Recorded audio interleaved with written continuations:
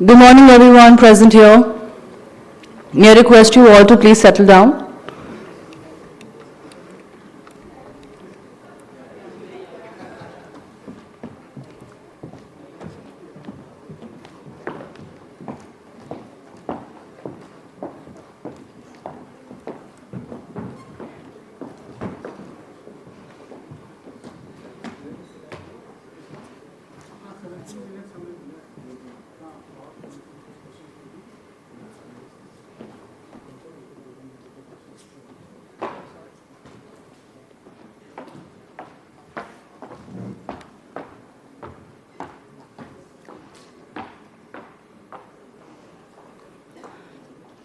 A very good morning to the lovely panel we have here.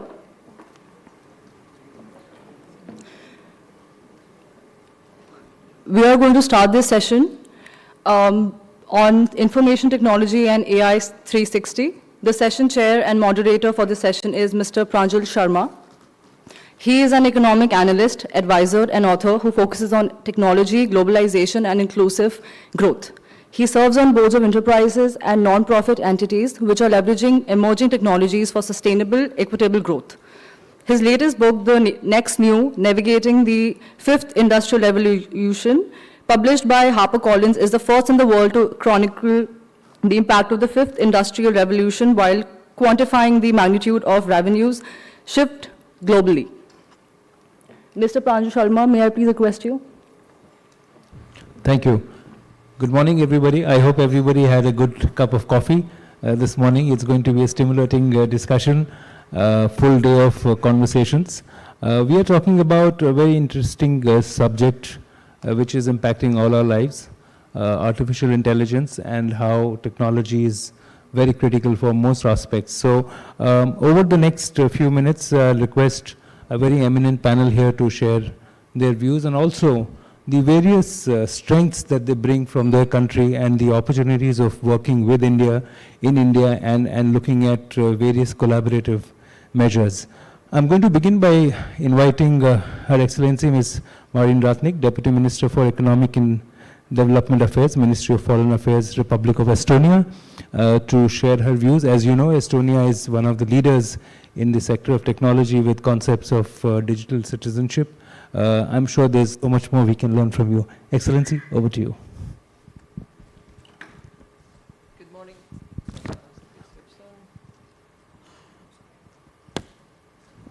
Good morning. I will move myself to there in order to be able to manage better my material.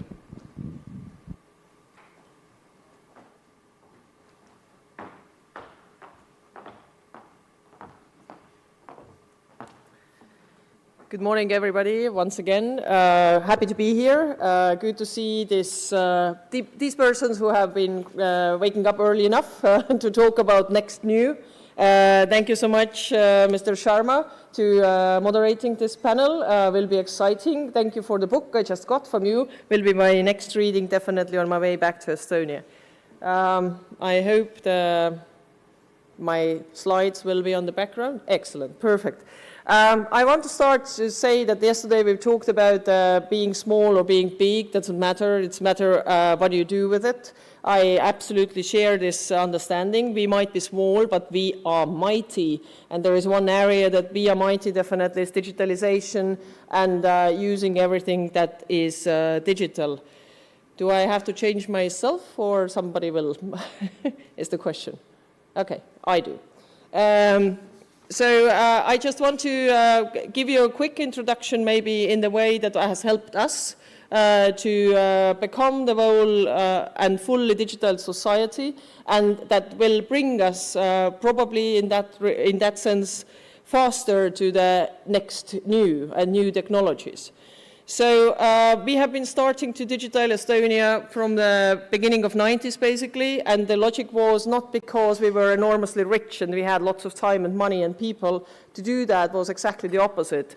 We had to rebuild our state from the scratch. We had very little resources, we still do, the natural resources, and we have also very few people, as you saw, 1.3 million. So you have to be, let's say, hundreds of times more efficient when you talk about cooperating with India. So you have to set up a system that helps you to run a state efficiently, quickly, no bureaucracy, and so on. So we have reached today a moment where 99% of our services are online and digital. There is one service that you cannot do still digital, and I hope it will remain so. You cannot get married digitally. You can get divorced digitally if you wish so, and better be, right? But the main logic of our setting is that there is one only principle about the data. That means that when a person is interacting with a state, it has to give, and has the actually legal right to give the data only once, meaning that all the different data systems have to communicate with each other in order to avoid the bureaucracy. That means basically for a single person that when I have said that my address of living is there, that's the place where the civil registry knows it, and everybody else has to communicate with civil registry to get the information. So I don't have to add new information, additional papers, nowhere. So that's one of the key principles. We have the logic of digital by default, meaning that the state has been running and pioneering the digital system that has to be digital. So you can have also the side element of when it runs analog way, as we call it, or on the paper, but it has to run definitely also digital. Nothing is done on scratch when we talk about new technologies, nor did that Estonia. So we started 90s already, but we were able to set up, for example, the e-cabinet means paperless governance in 2000. Electronic tax board, meaning all the taxes are set online, also in 2000. And as you can see, we go from there. There are like mystic words like X-road. I come back to that in a minute, which is one of the basic elements of our strength in the digital society. So we went step by step, introducing different elements, digitalizing the notary, the justice. 2005, I bring it in because it's I think, in this system only existing in Estonia, it's internet voting, meaning you can vote online in all the elections that we have, meaning local, general, and European Union elections. And it makes it much more easier for everybody and more inclusive, meaning I can vote here if we would have elections now. I only need my digital identity and functioning computer and internet. And that means also that you can involve young people more, and you can have people more interested in democracy to be involved. So, and then, I mean, of course, you start from the scratch, meaning bringing first internet and computers, then the knowledge, of course, how to use it, and you work wider until, 2014, another landmark, eventually e-residency, meaning that we understood that Estonia is too small only to show the digital society functioning in Estonia. So we created something which is called e-residency. That means that everybody who wishes can apply for it and become an e-resident. That doesn't mean you become a resident of Estonia, but you can use the digital services that Estonia can offer to its own citizens also in Estonia. Because the digital society also supports of the ease of doing business, then of course the e-residency is the best combined when you create a company in Estonia, which is very easy. Online, the record might be 13 minutes. From zero to having full-fledged, functioning, legally strongly based economy. The longest that it is, it's to think about what you want to call your company. I know it from my own experience. And so these are the step-by-step processes in different areas where we have been also working strongly in EU, but also wider, is everything that concerns cross-border collaboration. that means that when we talk about strong digital identity, then, for example, that we could use it also in other countries. Best example would be e-prescription. That means that when I get the prescription for a medicine in my country, then when I, for example, am in India, I could go to the pharmacy also here and say, look, this is my e-prescription, why don't you issue the medicine, so I don't have additional visit to the doctor. So this is still ongoing work. It works already with several states in European Union, but is something to be definitely need to be developed. Of course, as we always tend to say, that you shouldn't let any good crisis to be wasted. We used also the COVID crisis that affected everybody of us badly, very well in the sense that there are certain very conservative areas still in the economy that don't want to be online or digitalized. So e-notary, for example, was digitalized then because there was the need to proceed with the legal proceedings and court cases. Or, for example, I have used it myself. This time, one of the last services that you couldn't do online was to buy or sell real estate because you had to be present. Today we can do that because we have a digital and technological solution provided by Estonian company Verify that verifies you online, and you can do that wherever you are. You need only, again, a good internet connection. That's the prerequisite. And I come to the bureaucrat, that's the 2021, that's the development of the AI-based state services that we are developing as a next step. So let me bring a couple of elements that we see as important in order to have a well-functioning digital society. Strong electronic ID is an absolutely key element, meaning that you can everybody has it, everybody gets digital ID basically by birth, and you have different means to use it, be it the ID card, be it the mobile solution, be it an app solution. So we have different options to use that, but it's a key element. And we have been actually working also with India to seek if we can contribute to create something similar here. With the digital society, it comes always with a strong need of cybersecurity and cyber protection, because you have to protect not only the data, you have to protect critical infrastructure that supports that.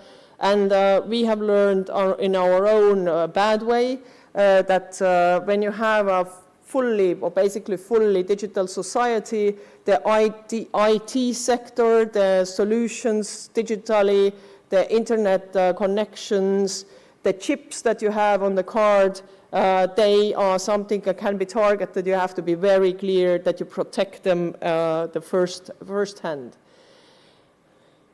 I talked about electronic ID or digital identity. And for us, the core element, other one that we believe that makes a digital society work is this. We call it X-Road, but it's protected and securely functioning interoperability platform. That means that when you look all these boxes, they are, you can consider them different databases, registries, and so on. They are not, the data is not in one place in Estonia. They are in different places, and all these registers are set up differently, but they are able to communicate with each other in a secure and safe way, and that's the key element. So you protect the data because you don't put them, as it said, not all the eggs into the same basket. You spread them, but you give them a safe and secure connectivity and the ability to connect. So as you see, we work with different countries. In some countries it's already functional, so happy to share that also here in India. And I want to say that's the main point for us about digitality, but also in the cybersecurity. Our strong belief and policy has been that we are ready to share our experience it doesn't mean that our model fits everybody. It means that we have an experience, we have set it up in a way where we see it functions well, but we would like to share that experience. We want to cooperate and develop it. So we do that also today. We have developed our first artificial intelligence strategy in 2019, where government has taken initiative to basically put the government services all not only online, but also that they function supported by AI. And we have a strong belief that state can be a kind of a pioneer or leading in there to show the way also to the private businesses. So meanwhile, we have AI use cases about in 120 plus. That means that, for example, road traffic is assessed in the way by AI to show where the police has to go. Our unemployment office or employment office, depends, assesses, seeks the matches between the ones who apply or seek for the job with the offer that they have. And we use also that in the custom board, to detect possible fraud, for example. But as I said, the first strategy was set out 2019. At the moment, we are working with the next one, which is from 2024 to 2026. As I promised, I wanted to also point out the new, it's on the development phase. It's kind of the virtual assistant of government services. That means that we want to do the government services seamless. But now you have to go and apply for something, meaning you, be it social services, change of your address or your number plate, you can do it all online. But the services should be seamless for a citizen, in our view, in a manner that when I am applicable for the service, or I have the right for this service, then the government can remind me or just do it without me applying for it. Simplest example, when the child is born, as I said, it gets a digital identity, it gets a number. And that means the state already knows the child is born. They know if the parents have the right for family support, they can just provide that. They can just check if you want to have it on that or that bank account. There would be, for example, currently I also receive these messages is when my ID card runs out of my driving license. I get an email saying that, look, 6 months, be aware, you have to go and change your ID card because it will run out. So the idea is that we have the seamless services supported by kind of a virtual assistant where you can like literally say that, look, can you check if my card runs out? Can you check different elements of the digital services that the government provides and help me forward? As you see, open source and free, that's one of the key elements for us, is that all the digital systems that we build, first of all, we built it together with the private businesses. It's not that the Estonian state builds them, but we do it all in the private-public partnership, all of it from the beginning. So it's happy to have also two companies here, one at the table, Kenneth Laboratories, and the other one, Lay Registry, sitting in the room. We have all done it together kind of as a, let's put it, it's like a community that thinks the best solution and sometimes the craziest one also to continue with. But open source and free is something that we support very much, meaning we believe into the co-creating and reusing also of the digital building blocks. So that one we want to also underline here. International cooperation is the COV stack, is that I take from that one here. COV stack is exactly that key example for reusing and co-creating. So it's the international cooperation led by Estonia and Germany, for example, some others that build this building blocks of the digital elements you can put together basically in order to set your digital ecosystem. But they have to be in the way also functioning, like you have to see it as a Lego, or Lego, better the puzzle maybe, that they fit into each other and therefore function together. So that's one of them. I talked already about cross-governmental and cross-sectoral collaboration, meaning the cross-border cooperation, but also private and public businesses. NIS is short for Nordic Institute for, I lost the track. Anyway, it's an institution where we developed together with Iceland and Finland the digital identity and further on. And these are the key points I wanted to talk about. There is much more. We just had talk about blockchain and how we use it. Estonia has used that in the public services for years already in order to protect the data, because the data is key.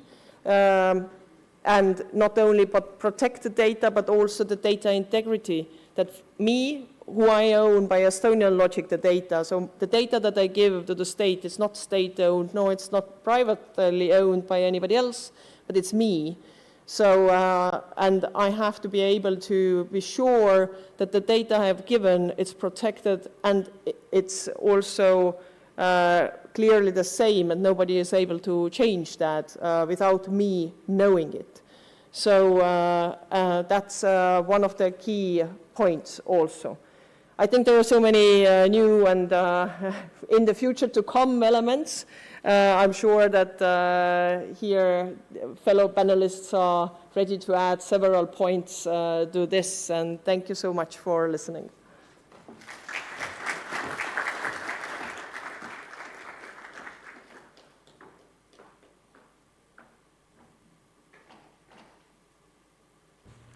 Thank you, Excellency. Estonia has so many structures in common with India, as I think you've inspired governments across the world with the digital government services, and I'm sure you are aware of the digital public infrastructure in India, which is across so many sectors, and again, we have to do it at scale. 500 million people have a bank account thanks to digital technologies in India, and just in the last few years. So when we look at digital solutions, especially government-oriented services, the fascinating part is that the government is creating the infrastructure and private solutions are being on top of it. So which is a very unique model, which is working in a very exciting way, and it is, of course, a work in progress, but there is a huge potential for collaboration with the countries like yours. Thank you so much for sharing your thoughts. I'd like to now invite Dr. Jan Getz, CEO and co-founder IQM Quantum Computer from Finland. He's also a quantum physicist, which is really very, very impressive. I wish you would tell us some more about the work that you're doing. Thank you. Well, thank you for the introduction, and thanks for having me here. I want to talk a little bit about computing, because all these great applications that we see in the IT sector, in the end, it needs computer in the back end, right? We need to have the computing power, and we are all aware of Moore's law that has been now active for decades. So we have been developing more and more computing power over the years. And I think also if we look at AI and what is happening there at the moment, the reason why it is happening now is that on the hardware side, people have developed now so powerful graphical processing units that you can run these AI applications. The ideas have been also there already for decades, right? But the hardware was not ready. So this is the kind of the situation that whenever we make a jump on the hardware side, actually we will discover new applications and new, I think also industries will be created on it. But of course there's also always a kind of backside of it. So if we look just at the power consumption of all the computers that we have on this planet, it's soon going to be kind of, at the moment I think we are around 5%, so, and we are growing, so it's a significant percentage of the overall power that we have available, which means also if you think from a sustainability angle, it's not only the CO2 emission, but also these resources at some point start competing with the power that we have maybe for food production or others, right? So this is something we have to think about, and we cannot just continue like this. So we need new compute paradigms, and this is something that we do as a company, but also there's a, of course, very strong global ecosystem developing quantum computing, which is a complete new way of doing the computation, which has the promise to be what we call exponentially faster than computers that we have nowadays. So this means in the end, if you think about numbers, that you can run algorithms maybe in minutes or hours that would take millions of years otherwise. So it's really about enabling solutions to problems that we would not be able to solve otherwise. And the field of applications are manifold. So you can think about logistics, optimization of supply chain. You can think about drug development, so pharmaceuticals, but also, for example, the production of fertilizers, coming back to the food side, but then also powering AI and machine learning. So there are many applications where quantum computing actually can speed up. And this is why it is so seeing such a strong interest at the moment. Plus, actually, it's also then again on the backside, it's a security threat because some of these algorithms that we are using at the moment for encoding our data can be broken by quantum computers. So this is something to be aware of. And I think this makes it so interesting. And this also makes it necessary to collaborate. And I think there's really strong potential. In the Nordics, we have very strong tradition for decades in the different countries. We have been investing into quantum technologies. I think here we see a lot of experience on the IT sector, manufacturing. So I think there are many collaboration fields, and this is something I think that we should investigate further. Thank you. Thank you, Jan. And you may be aware that India and the government of India actually more than 2 years ago, in our annual national budget, we have dedicated about $1 billion more for investing in quantum technologies and computing. And again, there will be opportunities for collaboration. And of course, hardware is critical to it, and there are initiatives for investing in hardware and chip manufacture in India as well. Thank you so much for sharing your ideas. Now I'd like to invite Ms. Solvita Gulbe, Deputy Director, Foreign Trade Promotion Department, Investment and Development Agency of Latvia, to share some of the ideas of collaboration between Latvia and India. Thank you very much. First of all, I would like to thank CII for this possibility to address to you on behalf of Public Administration of Latvia. Thank you so much for invitation. This panel is really very interesting because artificial intelligence and quantum computing is most progressing, most disruptive technologies of nowadays. It brings to us a lot of progress, but also a lot of threats and challenges. For example, I'm working in public administration, and nowadays the speech for minister is really easy and fast to write. We just introduce in ChatGPT the title and the task to develop a speech for minister, and it's ready in 4 minutes. But it's important to check whether the facts are right, because if once the facts are introduced wrong in the system, then it's like a snowball, takes it all around and develops the same information in very many ways. So this is the kind of threat in this progressive technology. Also, we in public administration, when we are recruiting people and giving them the task to present an essay on investments in Latvia, then we are receiving 45 applications, and we can see that some of them are developed by artificial intelligence. The text is not really natural intelligence, but it is developed by artificial. So these days, sometimes also natural intelligence is very, very necessary. So in Latvia, for artificial intelligence technologies, we have developed them, and I will give you particular examples of our enterprises. Specifically, I would like to tackle 3 sectors: space tech, medtech, and defense and security. In space tech, we have a very good company whose title is Tilde. Tilde is artificial intelligence voice recognition company also dealing with translations. Tilde is cooperating with European Space Agency in the project of Lunar Gateway.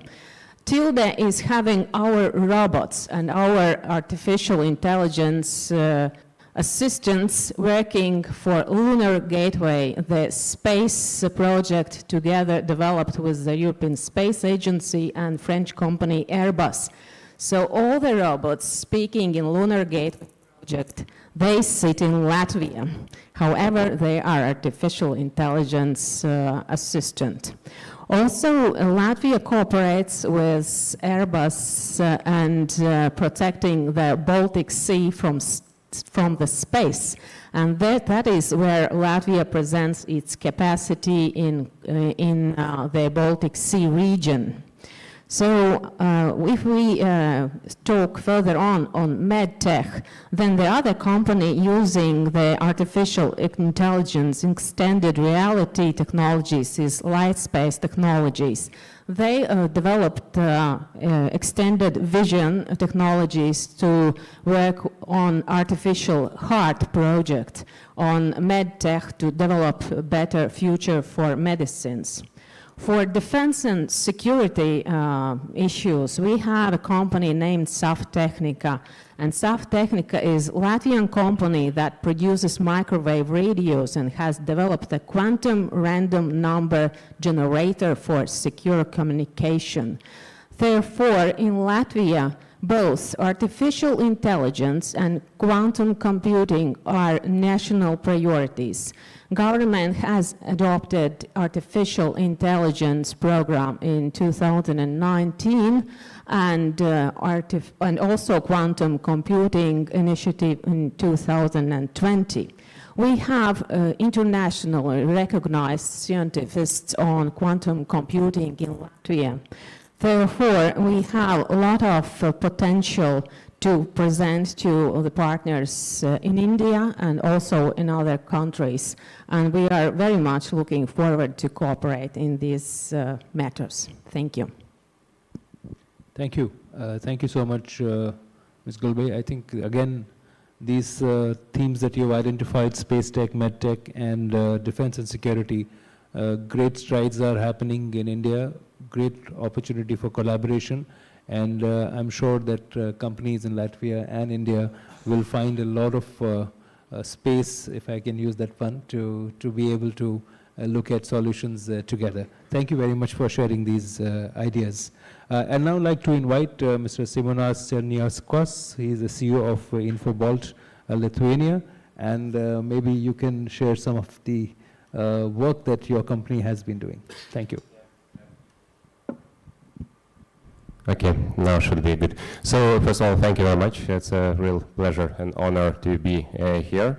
Thanks for CII, thanks for all the organizers. And well, basically, no, speaking about the collaboration in terms of Nordic, Baltics, and India, I think in terms of AI innovation, I think we have a huge capacity, huge potential. So just several things to mention is, well, I would even start from regulation or policies, because here I would say that, you know, right now in the European Union, where I'm going very much debates about some particular aspects of policy. So here we should align. We should make the systems as compatible and interoperable as possible. Very much related question is responsible AI, and here it was mentioned already by my colleague that, you know, AI is a tool, so, you know, it can be used for good, it could be used for bad. So that's another area we definitely should collaborate in order to benefit the society and the regions. Of course, we are talking about research and development. I would say most likely most of us followed the latest drama or saga of OpenAI. And, seems that one of the major reasons was the conflict between research and product development or commercialization. So here I would say in this field definitely we can achieve a lot, and we are talking not only about businesses but also about universities. Academia is critical here, and I think that that's one of the essential elements of our collaboration. Then we can go into the Estonian representative very nicely summarized advancements of Estonia and overall region in government. So definitely here we have a lot of things to share. Lithuanian Vice Minister yesterday also mentioned nice collaboration by Lithuanian newer technology company, which together with Tata Consulting Services are part of solutions, ID solutions here in India. And definitely we have much more here because, smart mobility, shared drive it, autonomous vehicles, robotics, also fintechs are one of the areas we definitely can excel. Startups, that's another great area. Baltic, Nordic regions have really a lot of things to share here, and we have quite a lot of unicorns already, a lot of scale-ups, startups, and I think during this visit also met with NASCOM representatives, with some other colleagues, and I think also here together we can accelerate, we can find the incubators, we can share the knowledge, and definitely we can achieve much more. As well, we can mention sustainability. It was already mentioned here earlier, so speaking about sustainability, we definitely have a lot of things to do together and to share a lot of practices. And maybe I can finalize with the skills and in general inclusiveness of AI. So that's one of the areas we can collaborate. I think that we can find very interesting formats, and by basically accessible learning platforms, by mentoring, by some cultural exchanges, definitely we can achieve here as well a lot of great results. So, Thank you. I think you mentioned a very important about responsible AI, and I think that's one of the key issues. And even Ms. Gulbe, you spoke about natural intelligence. I think one of the issues that governments and business leaders are collaborating is on how to put the right kind of guardrails and safeguards to make sure that technology serves the society and it doesn't become a tool of harm. It becomes a tool for and a project for improving the quality of life of people and not really hurting them. And I think that's going to be a very important dimension of discussions in all collaborations as we develop this further. I'd like to now invite Mr. Egon Verme, CEO of Genet Laboratories from Estonia, and also there was a reference to health, and I think you will share some of the ideas there. Thank you, Mr. Sharma. Thank you, CII, for organizing this event. We really appreciate it. Business leaders and also political leaders are here in India, and it's a great possibility to build up good cooperation between different countries here. Our company, we have been focusing on e-health already more than 30 years, and I would describe the road we have been in 3 layers. The first one was, I would call it Health 01, meaning that we started to digitalize, going from paper to digitalize. So we did it in 94 in Estonia, and what we started that we get rid of data and we paper and put the data in digital format, and the format that everybody could understand. So, but we call it health care, but if you think about it, it's actually what we did. We started to collect sickness data, and I'm talking globally. So the second stage, I would say, was 2005, 8, 7, and so on, when we build up connections between different service providers, hospitals, healthcare providers, and we build also different solutions like e-prescriptions, e-ambulance, and everything. So basically we could say that everything was digitalized, and the information is being exchanged. So, and as you heard also, that it's not only nationwide but also internationally, like e-prescription. You can go from one country to another country. You don't need to visit your doctor. You can get your prescription and go to pharmacy, no problem. And also the focus there was to collect sick data. So basically, yes, data protections, everything, very important things, they have been taken care of, and transparency, this has been the key. That I am, as a citizen, I have also access to this data. I see what's happening to this data because it's my data. But I repeat myself, it's still sickness data. And I would call it Health 2.0. And we see that where we are moving now is like Health 3.0. There are a lot of technologies and supporting it. So first one, we support the medical personnel.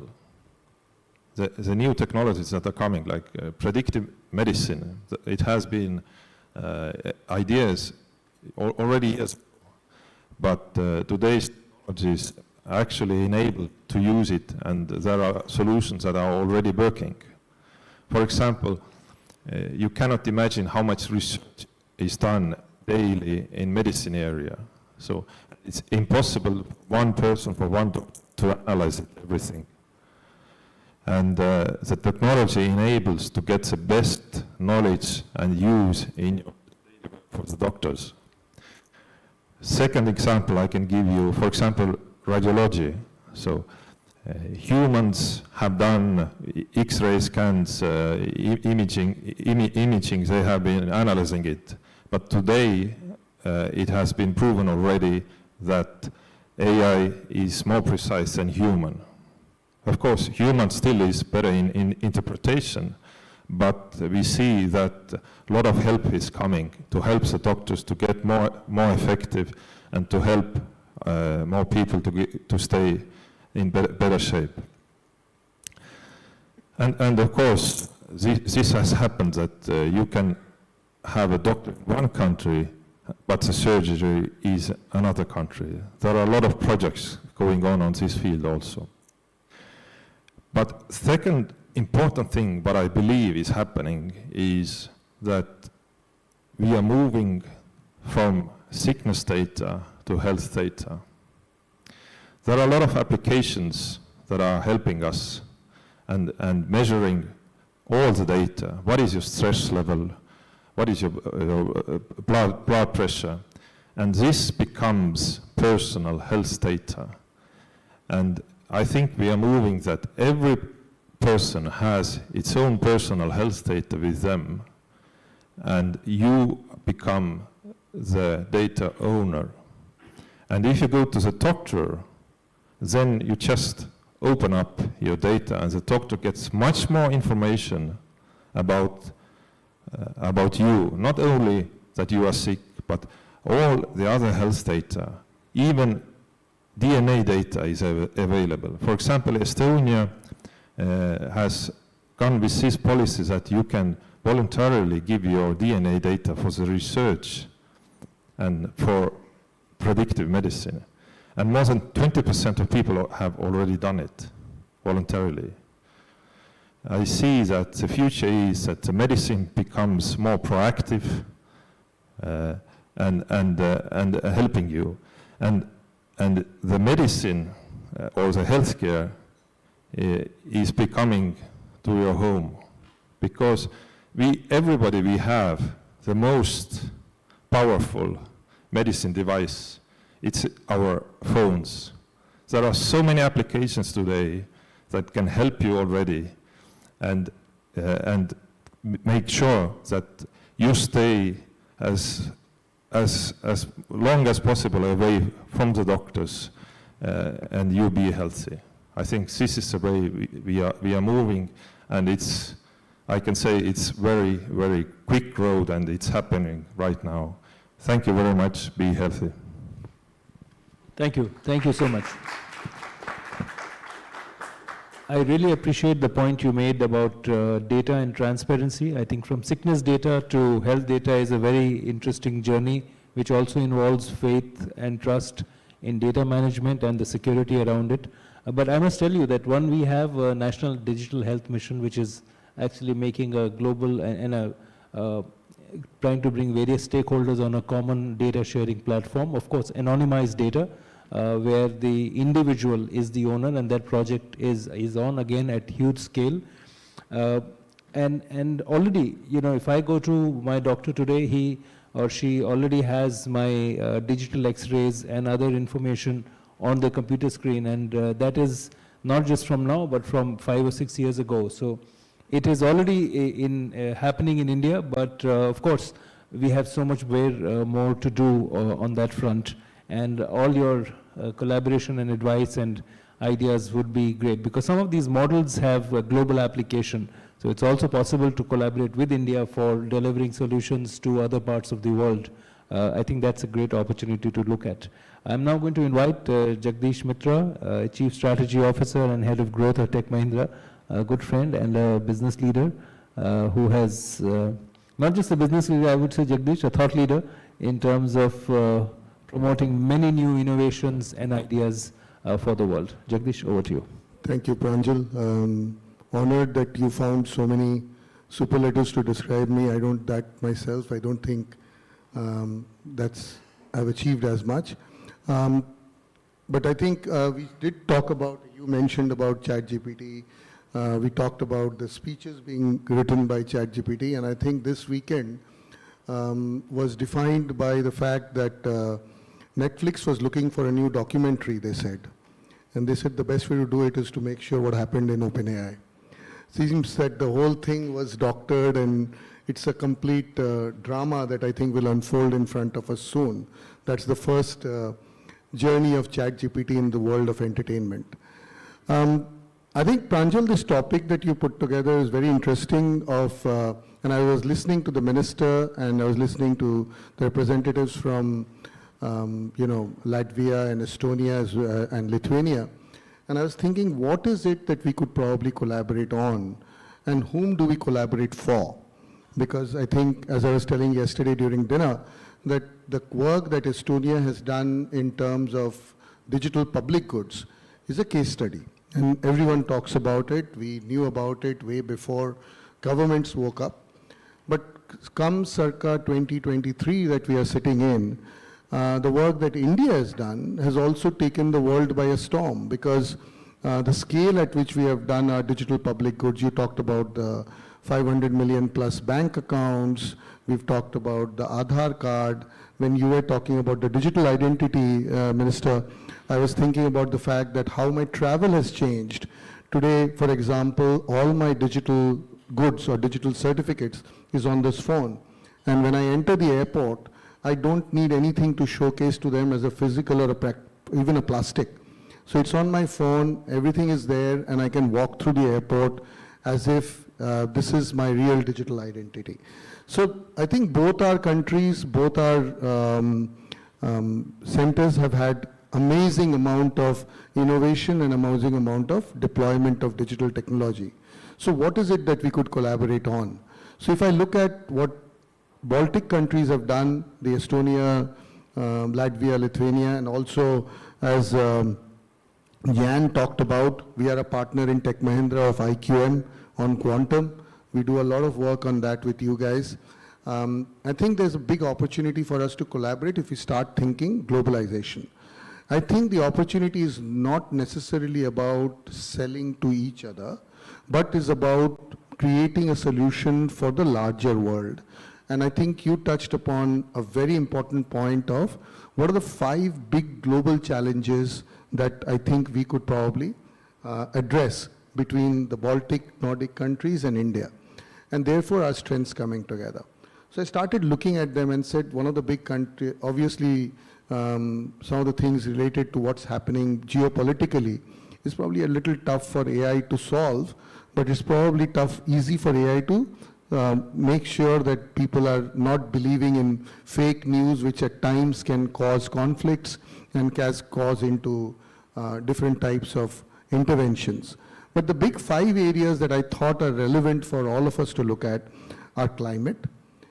And climate can be solved through green re-engineering, where quantum can play a big role, blockchain can play a big role, and the ability for us to be able to technically deliver applications on re-engineering is important, because with the amount of data that's getting processed, we as a computing setup and the compute also have a role to play, that we are actually using power sustainably, and therefore climate and green re-engineering is a very important part. Natural disasters. Natural disasters is a big problem across the world, in India and outside. And therefore there's a role for data and engineering to play for proactive response. We've come a long way in India today from the cyclones and the floods that we go through, but there is still a lot to work, especially the world's most, not the most developed, but the largest economy, the US, faces 1/3 of the natural disasters of the world are in America. So there is such an opportunity for it where we can actually address some of the losses that happen, both in terms of lives as well as goods. Food security. This is a big issue across the world, especially in developing nations, and I think soon will become a part of how do we develop food. And that optimized harvest, which is again a big opportunity for AI and data science to solve, is becoming a big opportunity for all of us to collaborate and deliver. Public health, you just talked about it in terms of your focus on health and the opportunity, Mr. Egon. And I think the opportunity for us is really about how we can put together virtual practitioners, augmented practitioners, and serve them across the world. India has a challenge still to solve with its national health mission that you talked about, Pranjal, and others. We still have a vast amount of people that need a very quality health care, and so as the rest of the world. And I think there's an opportunity for AI and data science and compute to come together to be able to solve the issue about not enough specialists, but a lot more patients that need to be served and solved. And finally, education. I think this is something where it's the foundation for every economy and every business, and how AI, virtual teachers and tutors can be created in order for us to be able to solve the problem together. So to me, I think the biggest opportunity, Pranjal, for us lies in our ability to be able to collaborate, not to be able to only focus on opportunities to sell to each other, but how can Nordic, Baltic, and India come together, address the larger global market. There, our biggest opportunity is that looks like the Nordic and the Baltic countries are always first in terms of experimenting. While we did the digital public goods, they were ahead of us. So there's probably opportunity for taking that mindset of experimentation and innovation from those countries, and the mindset of scale from India, and combine scale and innovation together to create a global product that really is successful globally. Thank you. Thank you, Jagdish. Those 5 pillars are really very critical, and as you mentioned, climate, of course, is top of the chain. Even the concept of decarbonizing the energy value chain has become so critical, and a lot of new technologies are being used for that. But I think what is exciting from the India story is that sometimes it's not about high technology, it's also about effective technology. And what we have achieved is use effective technology to deliver last mile solutions across sectors, because high tech is sometimes experimental, but what delivers a solution and solves a problem is actually far more important than just looking at technology for the sake of it. But thank you for sharing those 5 platforms. I'd now like to invite Manoj Gurnani. He is the Chief Technology Officer and Head of Strategy for Nokia India. Manoj, if you could share some of the work that Nokia has been doing. Namaste and good morning, everyone. I mean, whenever I think about artificial intelligence, the quote from the movie Spider-Man, comes to my mind. With great power comes the great responsibility. And given that artificial intelligence is real now, and given that AI is all pervasive, it's touching our lives, it's touching all the industry verticals, and it's spanning across the country borders, I have few ideas to share in terms of how India and the Nordic regions can collaborate. My first point would be related to the critical infrastructure. And when I say critical infrastructure, it's to do with railways, smart grids, telecom networks, and even smart cities for that matter.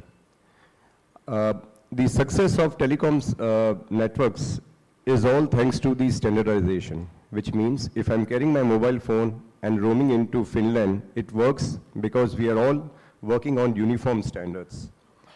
Because the technology is harmonized. And I think that's something which we as two regions have to collaborate and ensures that the standards like telecom, they are harmonized even for the AI system. So I think that's first thing which we have to ensure. And there are precedences. Telecom I already talked about. Eurorail itself is a classic example. The railway signaling system which works in one country will be working seamless in the other country. So I think that's one area where I see a huge area of collaboration. The second thing I'd like to touch upon would be that we should develop a multi-country framework.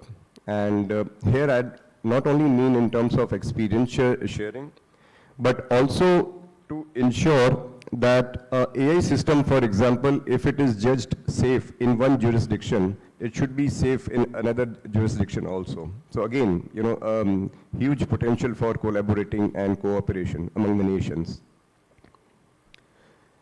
The third thing is on what I call it as the training data. The effectiveness and the success of any AI system is as good as its training data. And therefore, it is important that the training data exchange which we should have open interfaces or the open AIs, so that all the information which is actually crisscrossing the systems and also crisscrossing the international borders, it's authentic and it is something which can be trusted. So that's very, very important. This is basically to ensure that all the AI systems which we are coming up with, they are accountable.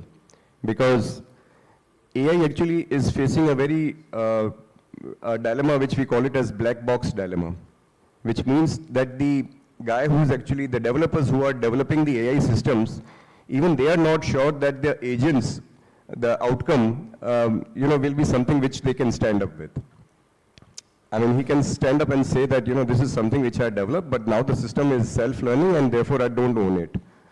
So to ensure that we have fair, transparent systems, I think we have to have an element of accountability. And that can happen only if the two regions can collaborate. So I think, I know I went a little technical, but in terms of the technologies, I do see, these could be the potential areas of collaboration, Ranjan. So. Thank you, Manoj. And I'll end with a disclaimer. I mean, these are my personal opinions, and I am not used ChatGPT for this. Well, that itself is evolving. I think the great new learning for everybody is not whether you know artificial intelligence or not, but how well do you know how to use it. Those who can use it productively are going to be ahead than those who are confused by it. So it's like learning to drive a car in the pre-automobile period. But I think the global protocol and cross-country protocol for data sharing is what you referred to. And Manoj, I think that's going to be very critical, because as we look at the positives of Gen AI, the more data we can share in a safe, secure, and responsible manner, I think the better it will be. I'd like to end the session now. We've run out of time. I don't want to delay the next panel, but I'd like to thank the panelists for sharing their various perspectives and the opportunities that are going to emerge. And I wish that all of us can look forward to and see over the next few months very productive collaborations. Please join me in thanking the panelists for sharing their thoughts.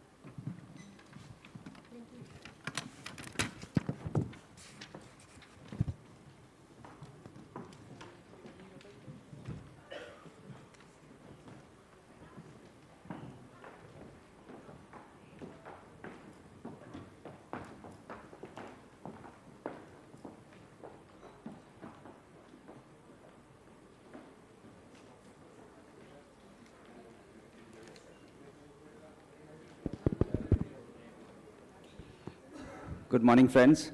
We are now moving towards our next session. While we set up the stage and welcome the speakers, I request you to kindly be seated.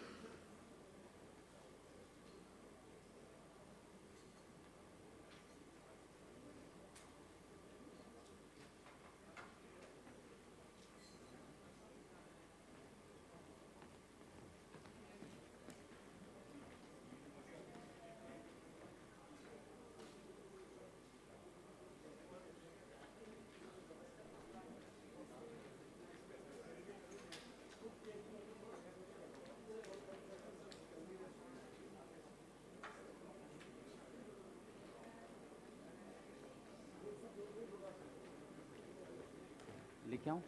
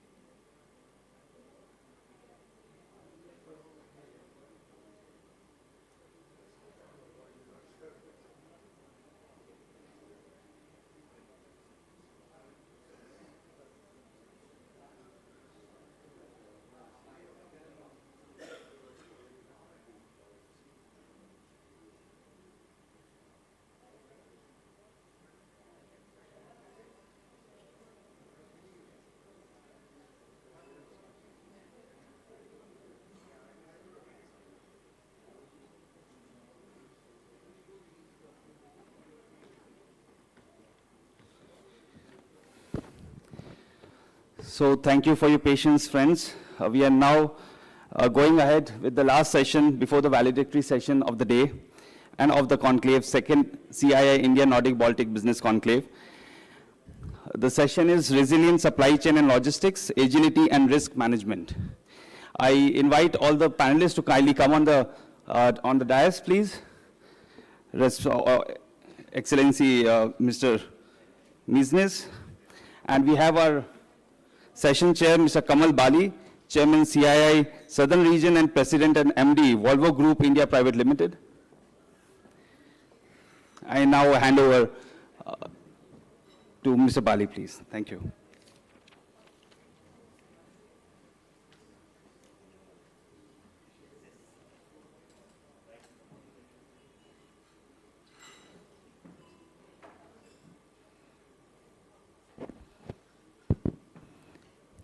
Over to you, sir.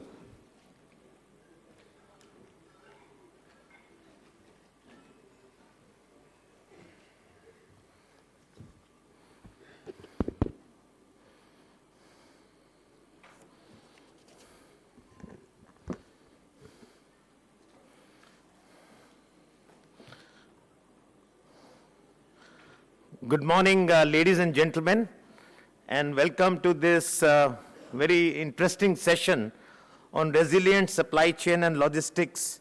I'm sure the next 45 minutes to 1 hour is going to be very interesting.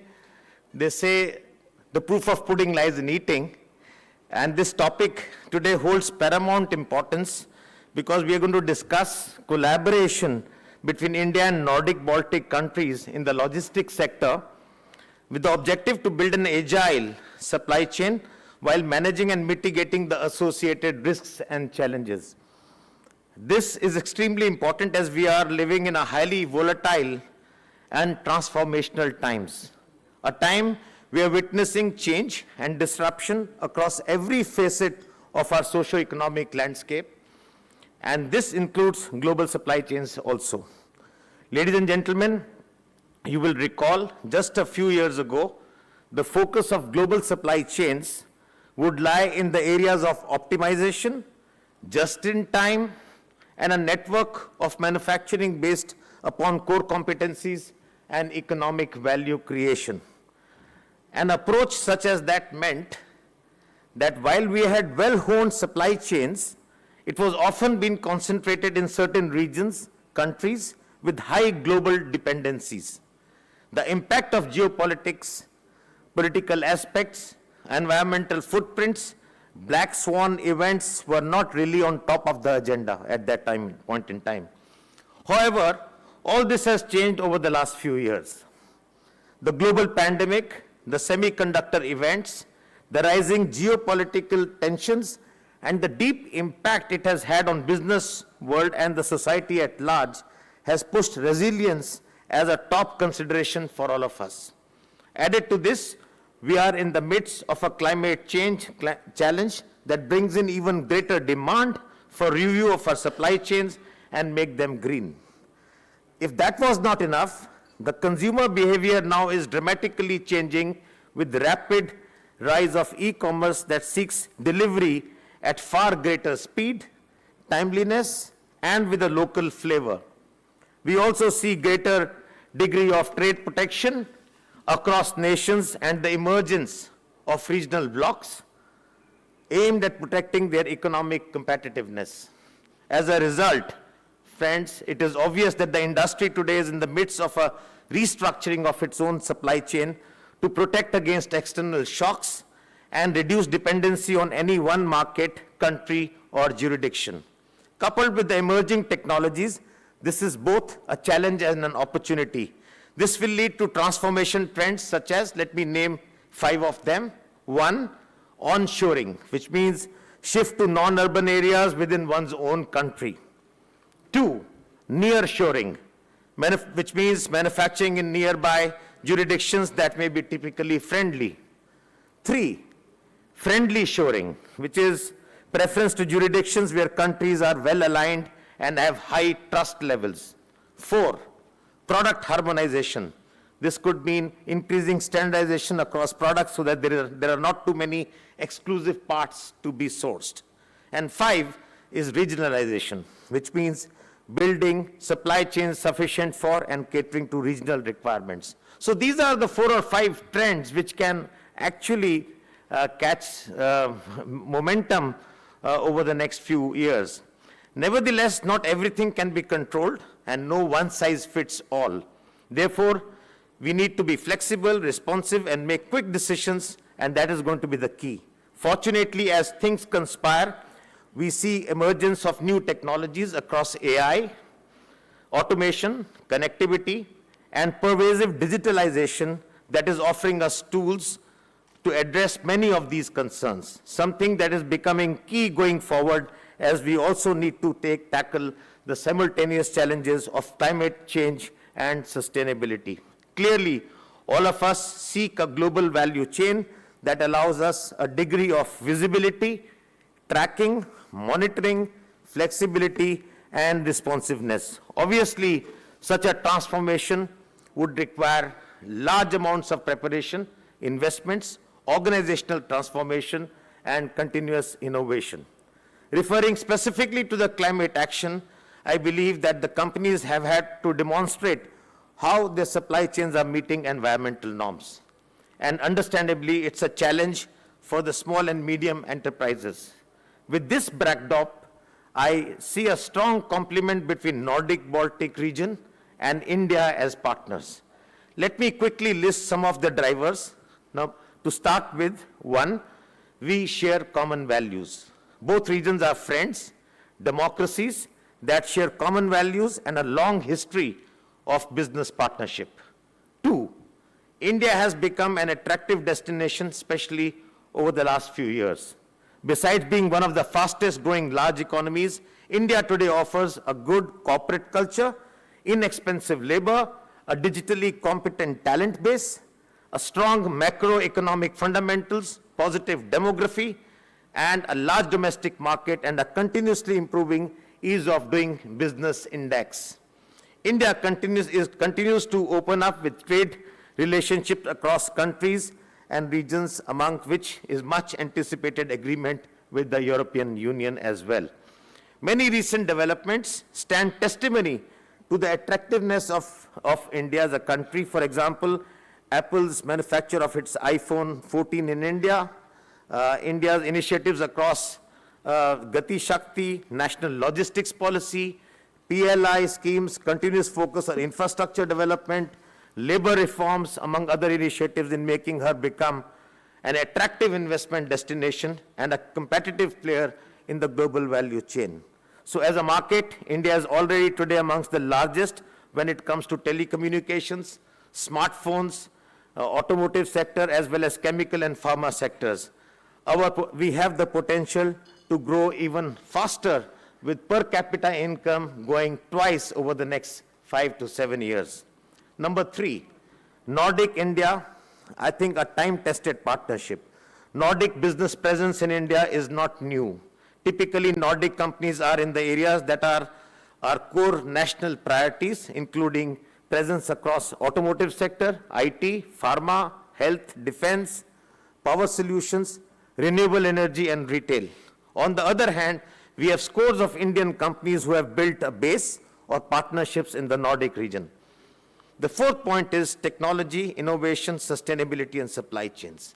I think the Nordic region has a long history of technological innovations, which continues even today with new age companies and startups bringing innovative solutions. A relatively small region, it has rich experience of exporting across the world. On the other hand, India offers abundant talent, growth, a large domestic market, and its digital acumen. India can also become a regional hub for Nordic Baltic countries, and this is what the minister was alluding to yesterday. Both need to meet their sustainability ambitions as well as to ensure prosperity for its people. Growth must continue, but sustainably. I believe together our two regions can partner towards building a strong and a resilient supply chain. While I have touched upon, friends, on the major points, but I think this session there is much to be discussed on how India and Nordic Baltic countries can harness these respective strengths which I have talked about to expand collaboration in building efficient and resilient global supply chains. Fortunately, today we have amongst us a very distinguished panel that can bring to life the challenges and opportunities that our two sides can address together. We have a very distinguished panel, as I said. Excellency Mr. Jurgis Milizanis, the Parliamentary Secretary at the Latvian Ministry of Economics, Republic of Latvia. Thank you for joining us. We have Dr. Surinder Ahirwar, the Joint Secretary, DPIIT, Ministry of Commerce, Government of India. Mr. Anil Arora, Founder and Managing Director, Managing Partner, Atos Digilock. We have Mr.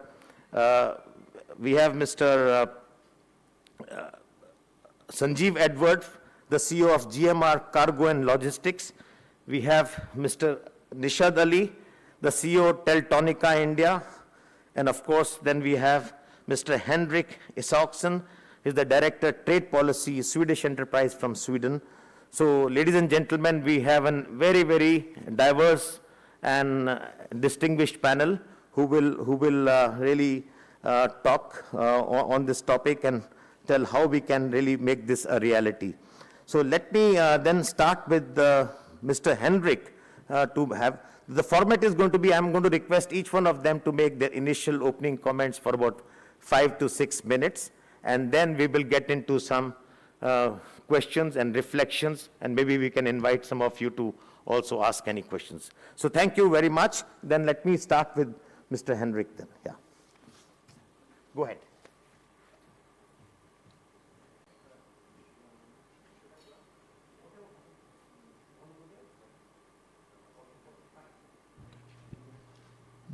Yeah, it works. Okay. Yes, so, ladies and gentlemen, I'm happy to be here at this very interesting CII conference, and I represent the Swedish Confederation of Enterprise, which is, to put it simply, the Swedish version or the Swedish equivalent to the CII. So we are an organization representing the full Swedish business community except for farming and banking. All other sectors of the economy, big firms and small ones, including many famous multinationals, are our members. One of our members is Volvo, by the way, who's the moderator is chairing here in India. So, yeah, so that's the perspective that I come from. I deal with trade policy. I don't deal with the more technical aspects of logistics in the supply chain. I hope you'll get some remarks from the other speakers about that. But my perspective is from a policy perspective, trade policy. And what I see is a balance that you need to find between efficiency and security in the security of supply in the value chains. And up until fairly recently, just a few years ago, at least in Sweden, focus was almost entirely on efficiency, and security was something we didn't even talk about. Meaning what? Meaning that focus was on just-in-time delivery, no storage facilities and inventories, just goods flowing. Focus on costs and quality, getting bang for the buck, so to say, but assuming that everything just works. And the reason we assumed that everything would just work is because everything did just work. Fine. We were very surprised as soon as something happened that created a problem in the supply chain. Everything arrived on time as it should do, and things were just fine. And they became easier in the decades that went away. Container shipping, internet, and so on and so forth made it more and more efficient all the time, to the benefit of business and consumers, of course. So the companies didn't have large inventories. So these were the kind of, you could call it the good old days, and they're now, at least to a large extent, gone, unfortunately. Just in time has become just in case, which means we need to change to security focus instead. For us in Sweden, this shock has been worse than for many other countries, I guess, because we have really been used for centuries in a country that is very peaceful and very well organized, that everything would just work. So the fact that suddenly it didn't came as a shock to us. And so what happened? We had COVID. Then we had the situation that the Chinese suddenly closed our factories for many months, creating all kinds of disruptions. You had the Russian invasion of Ukraine causing new disruptions in Europe, not so much to my country, but to Germany, which is our biggest trading partner. Then you had things like the container ship in the Suez Canal getting stuck. Right now we have a drought in Panama, which creates problems through the Panama Canal with the container traffic. So we have lots of problems. And so what's the lessons that we can draw from these problems? The lessons is you should not put all the eggs in the same basket the way that we have done. Our surveys of our member companies clearly show that a large group of them, 44% in the survey that we conducted in September, are saying they want to reduce reliance on China. It is dangerous to put too many eggs in the same basket. And then the question is, what's the solution? The solution for many companies would be to reshore some of their production to Sweden or nearshore it to European countries in our neighborhood. And this could happen. Many countries say they're doing that. Many politicians at European level also talk about various incentives or even forcing companies to withdraw some of their production to Europe.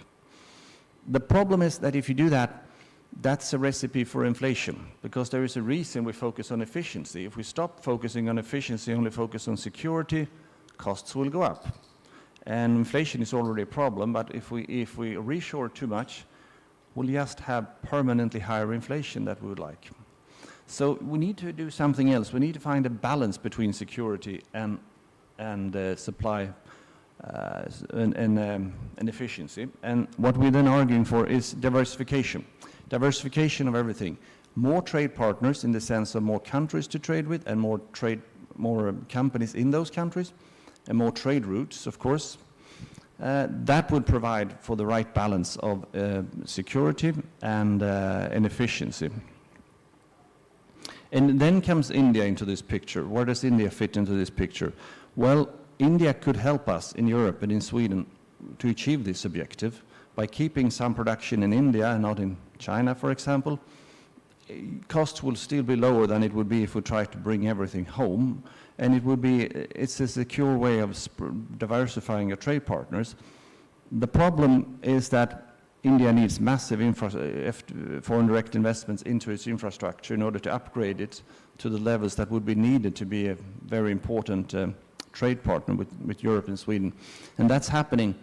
But that brings me to my final remarks. The reason that I'm here in India this week is not only for this panel, but it's also for an event that we had yesterday at the Swedish Embassy here in Delhi, where we talked about the need to conclude the negotiations between India and the European Union on a free trade agreement. If you have a free trade agreement, that would bring big benefits both to India and the EU, not only in the traditional area of thinking about bringing the tariffs down, but what's more relevant in this case is that you can focus on trade facilitation, which is trade policy jargon for improving efficiency at the borders, customs procedures, addressing red tape, waiting lines, opacity, corruption, all these things that are problems around the borders. They can be addressed within a trade agreement. If it is addressed within a trade agreement and it actually is also implemented, which is the big thing, of course, then it'll be much easier for us to trade with India and to change. I mean, some of the production that we now have in China could move to India to the benefit of both of us. I end there. Thank you. Thank you very much.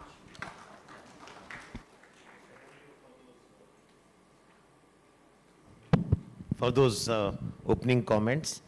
We've made a note. I'm going to come back to you a little later with some reflections. But meanwhile, can we have Mr. Nishad Ali? You can, if you want, you can use the podium, or if you're comfortable here, yeah. Thank you.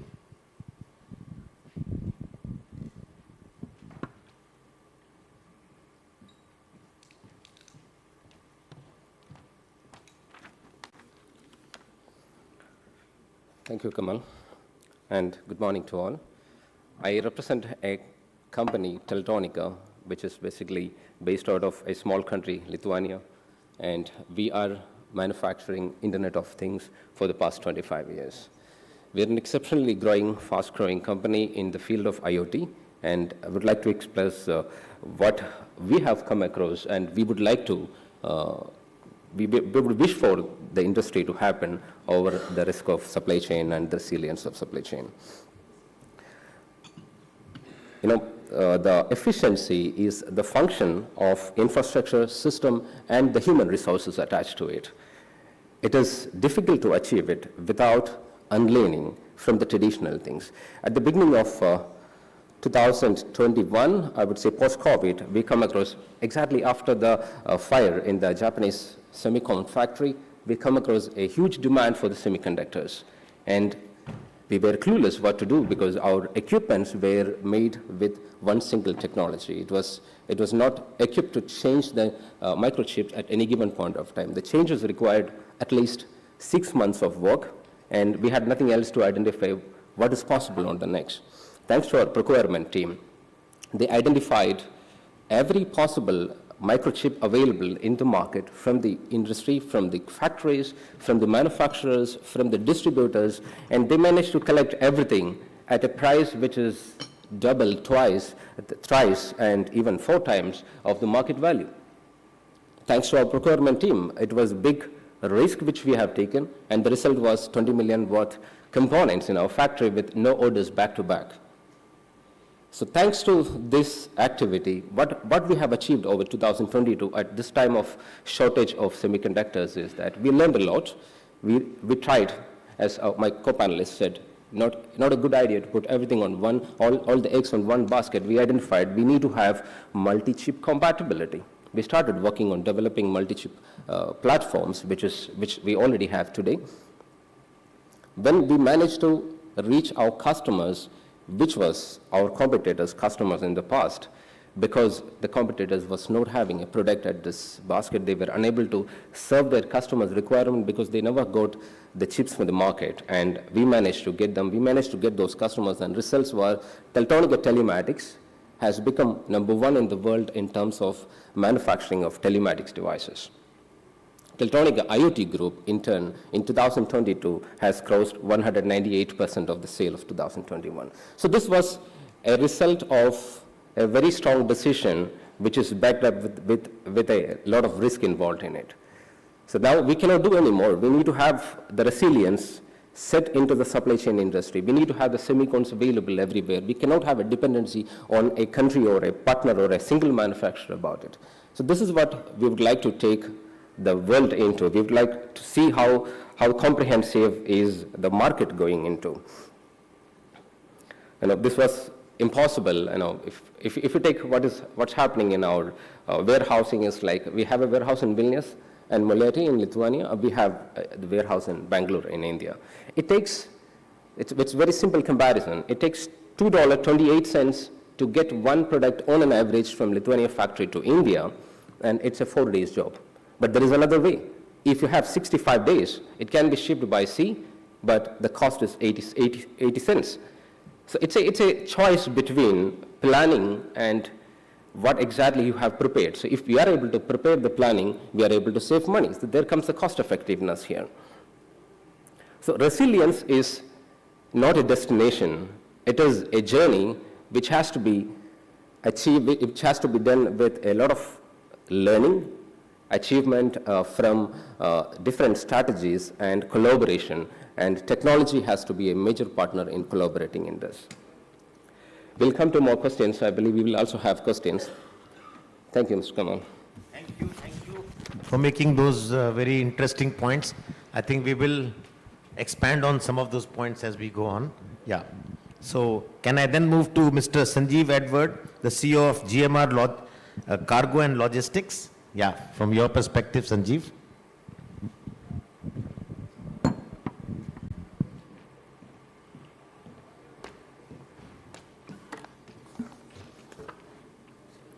Yeah, good morning, everyone, and my distinguished dignitaries on the dais, and also in the audience.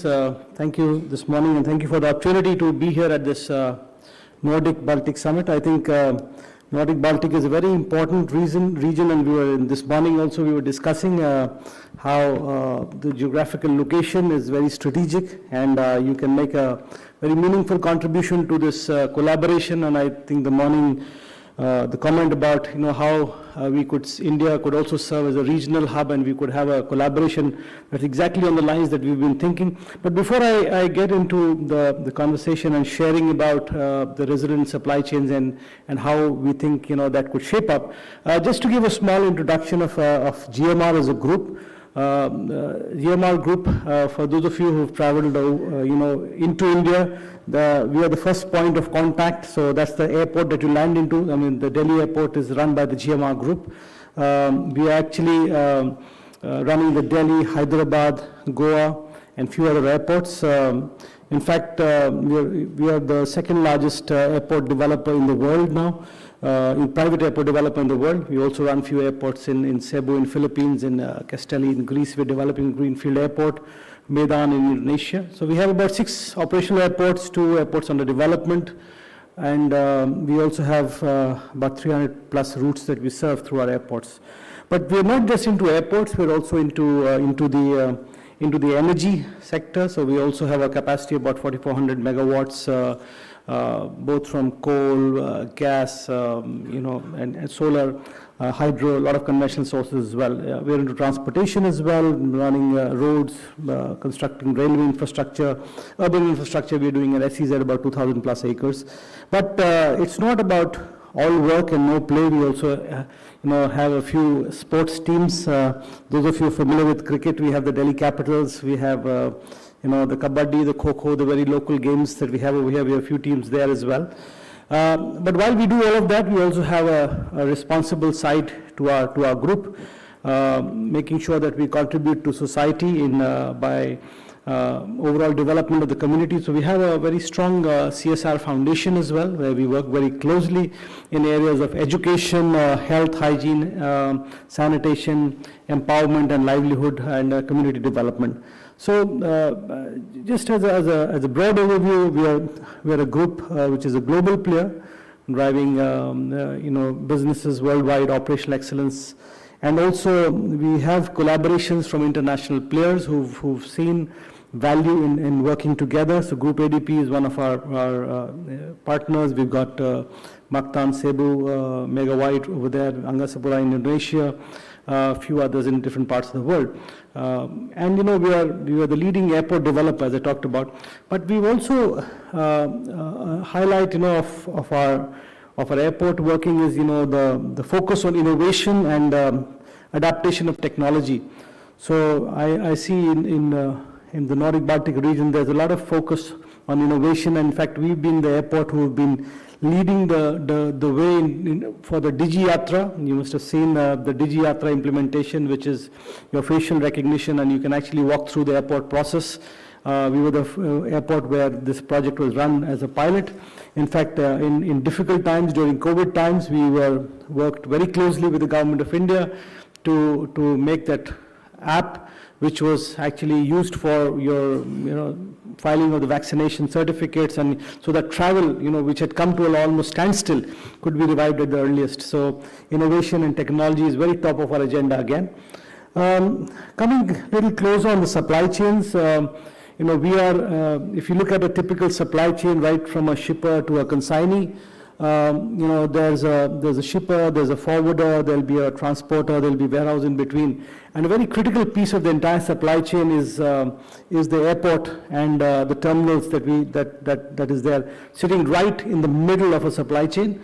On one end, you've got the entity which is sending out of the country, and on the other end, you've got an entity which is sending into a country. But the transaction happens if you have a very efficient, the heart of the supply chain, which I say, the airport or the terminals. We've been involved in fact, the journey for the Delhi airport. Just to give you an idea, Delhi airport was privatized in 2006. And when we took over, it was a small airport, not even handling less than 400,000 tons. And we set ourselves a very ambitious target of becoming the #1 airport in the country, becoming the hub of the country. We defined our strategy, we defined our roadmap, whatever do we want to be. And as we reflect back, it's been a very fulfilling journey. if in terms of, to give you an idea, our handling has grown about 130%. Our capacity has grown 500%. We went from 300,000 to a 1.8 million handling capacity now as we speak.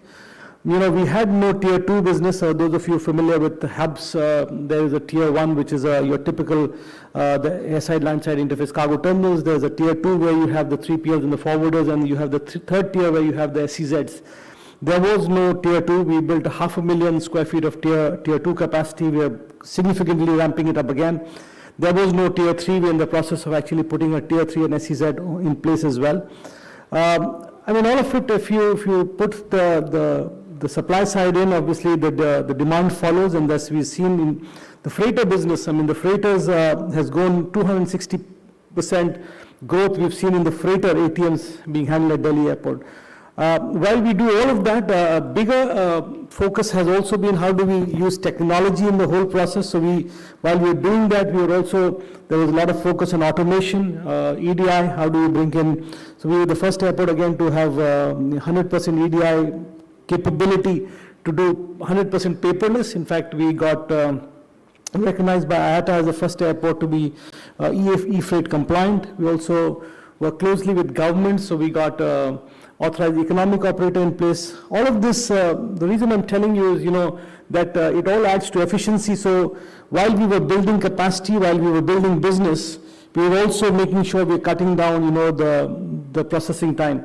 And all of this added to the processing time, reducing by 86%. It went from 96 hours to sub 10 hours now for the full process. So, when we talk of resilient supply chains, efficiency is a very, very, very critical part of it.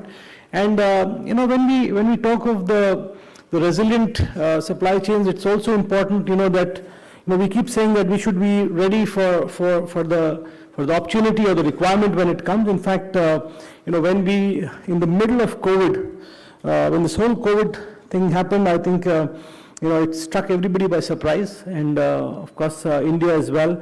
There was a big requirement to actually import initially the PPE kits and get, the distribution across the country. So we got a call from our Minister of Civil Aviation saying that we need to set up a facility. Can we work together on this?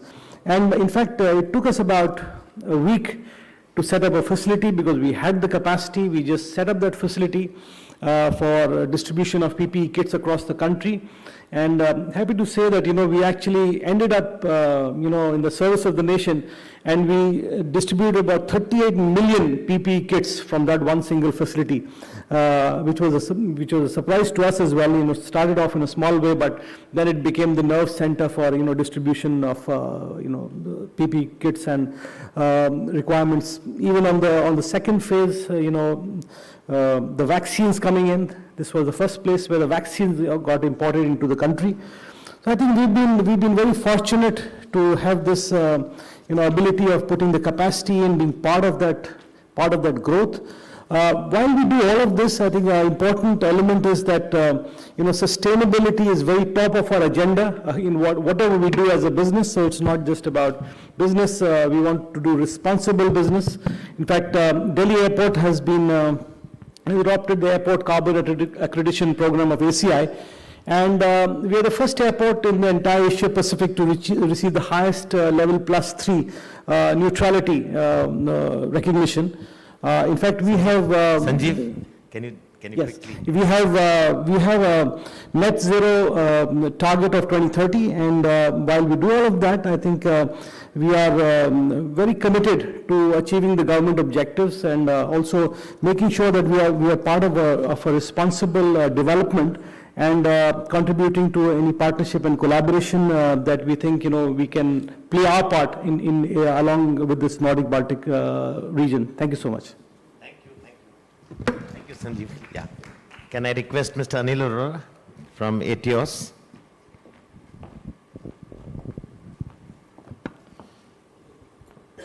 Thank you, Chairman.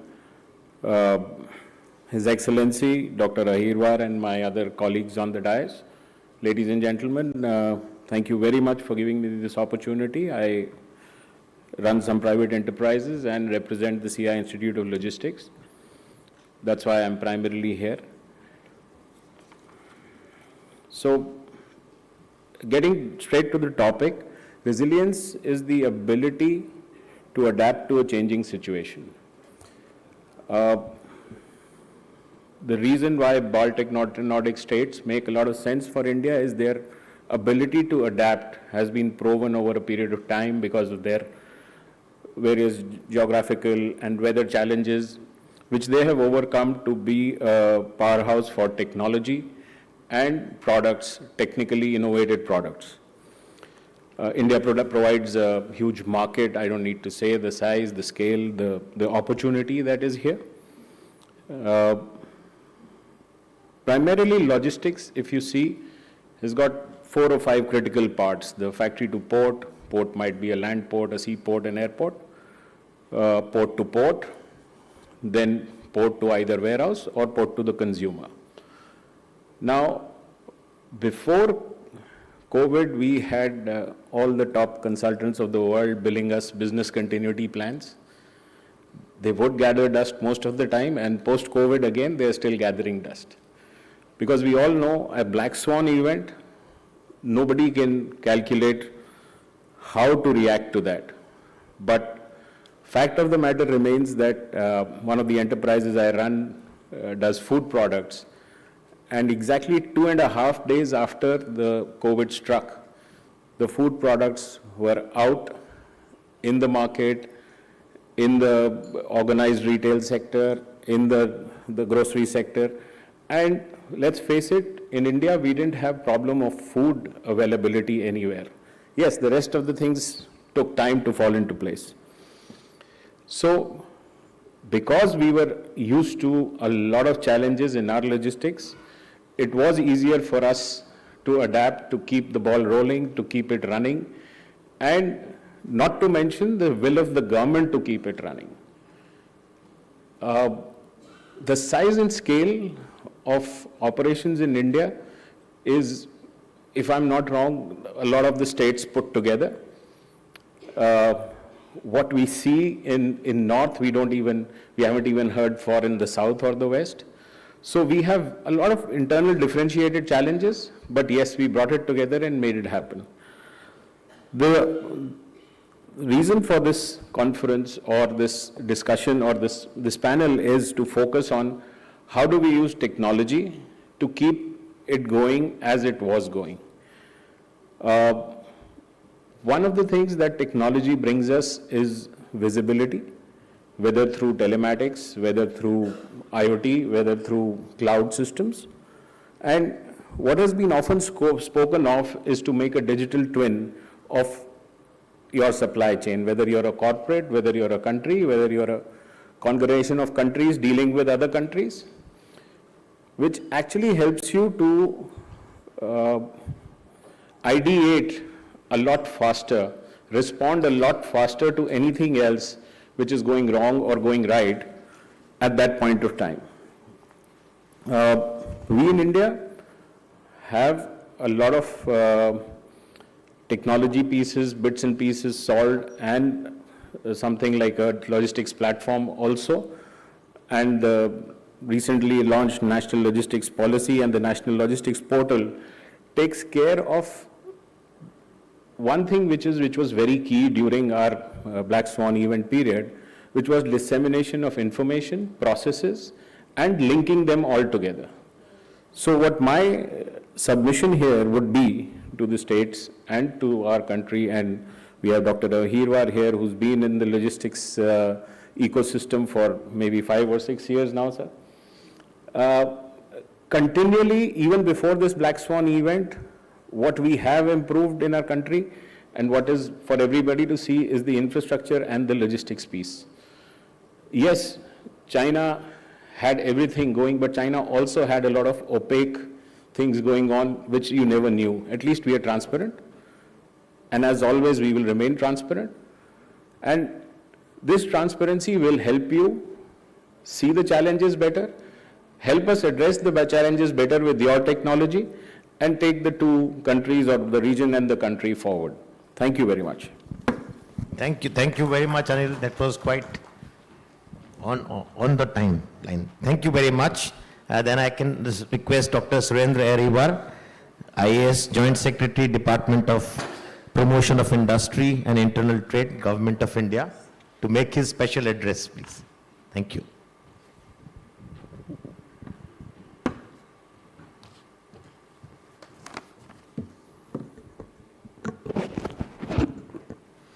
Thank you, Mr. Bali.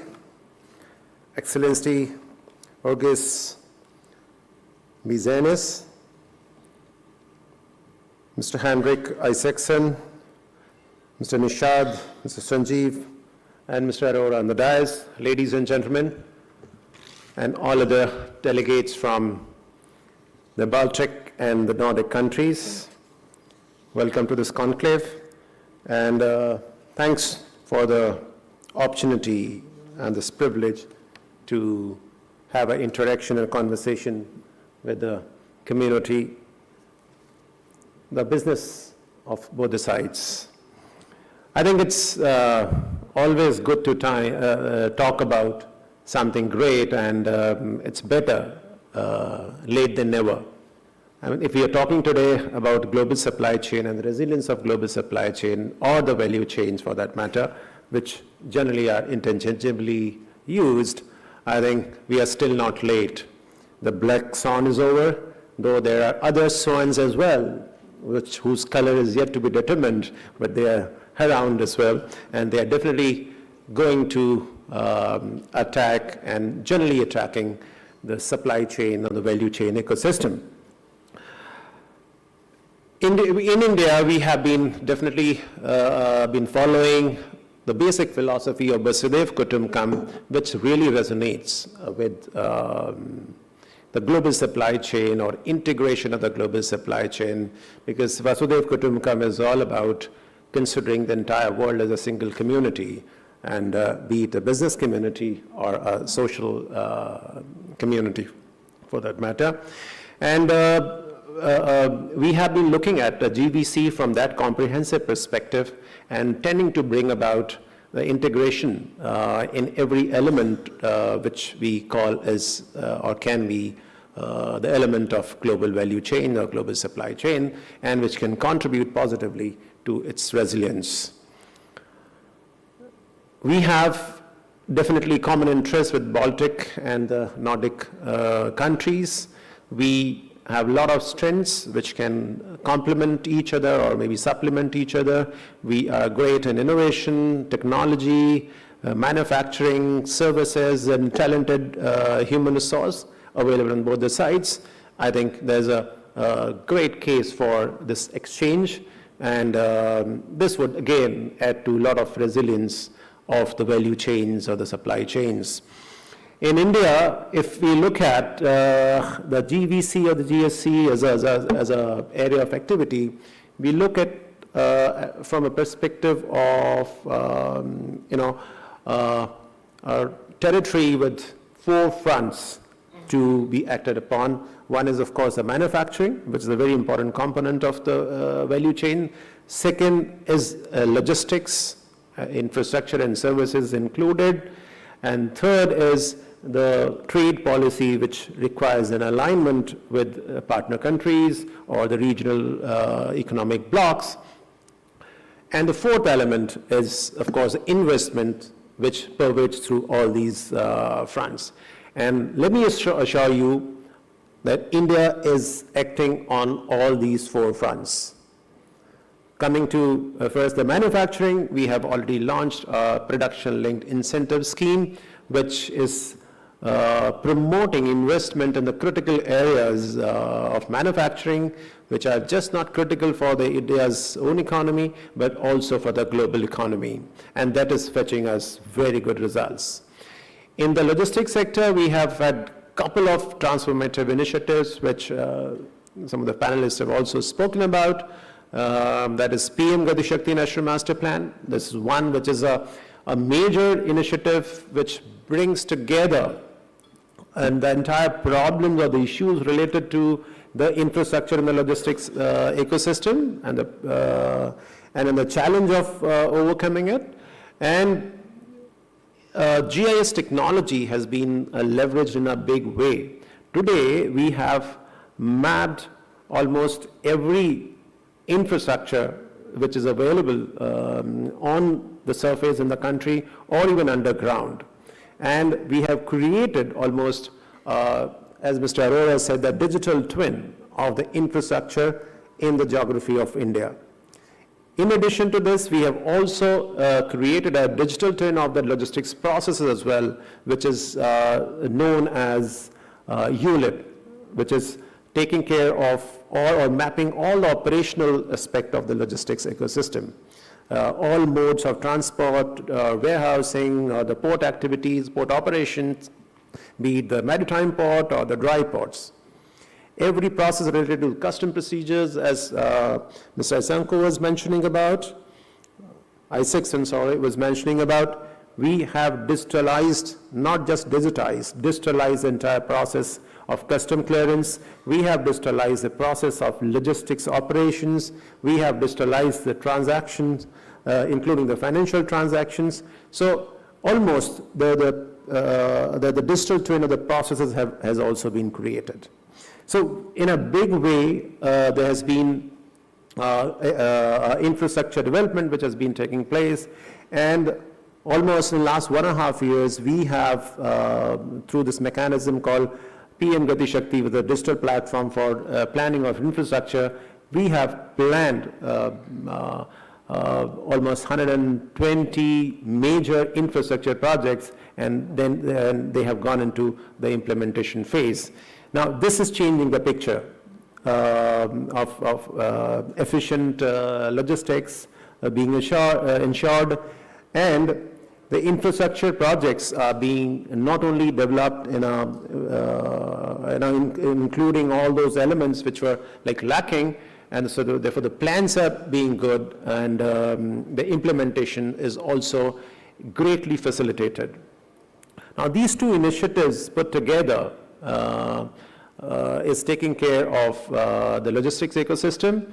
In addition, we have also undertaken a major policy initiative to completely transform the logistics space that we call as National Logistics Policy.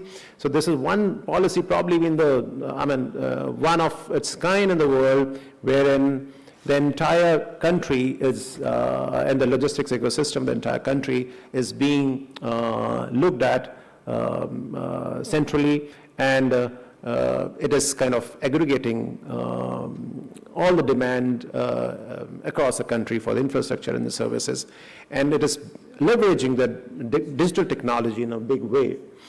All these measures, again, which are leading to promoting the trade, but in addition, we have also liberalized our investment or the foreign direct investment policy and permitting 100% FDI in the non-strategic sectors, and that too through the automated route, right?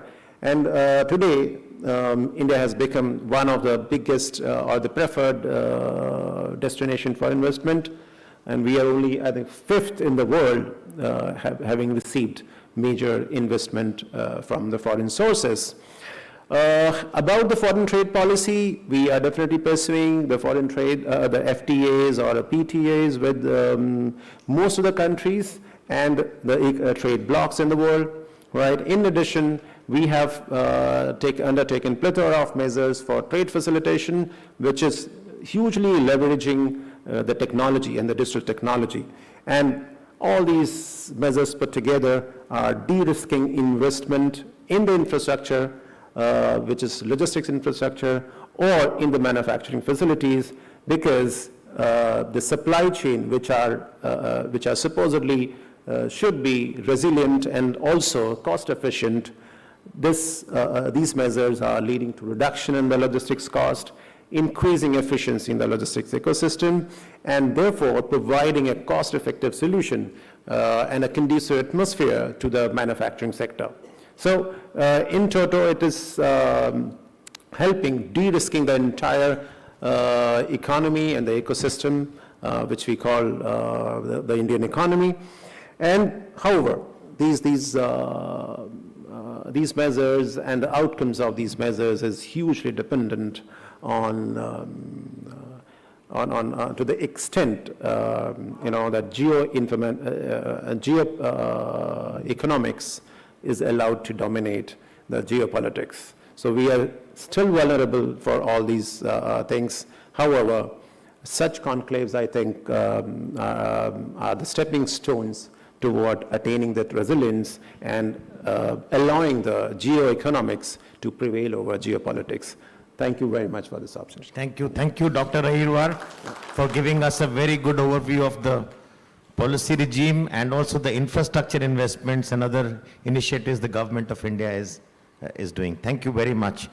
We then have now the Excellency Mr. Jurgis Mezanis, the Parliamentary Secretary at the Latvian Ministry of Economics, Republic of Latvia, to give his comments, please. Thank you.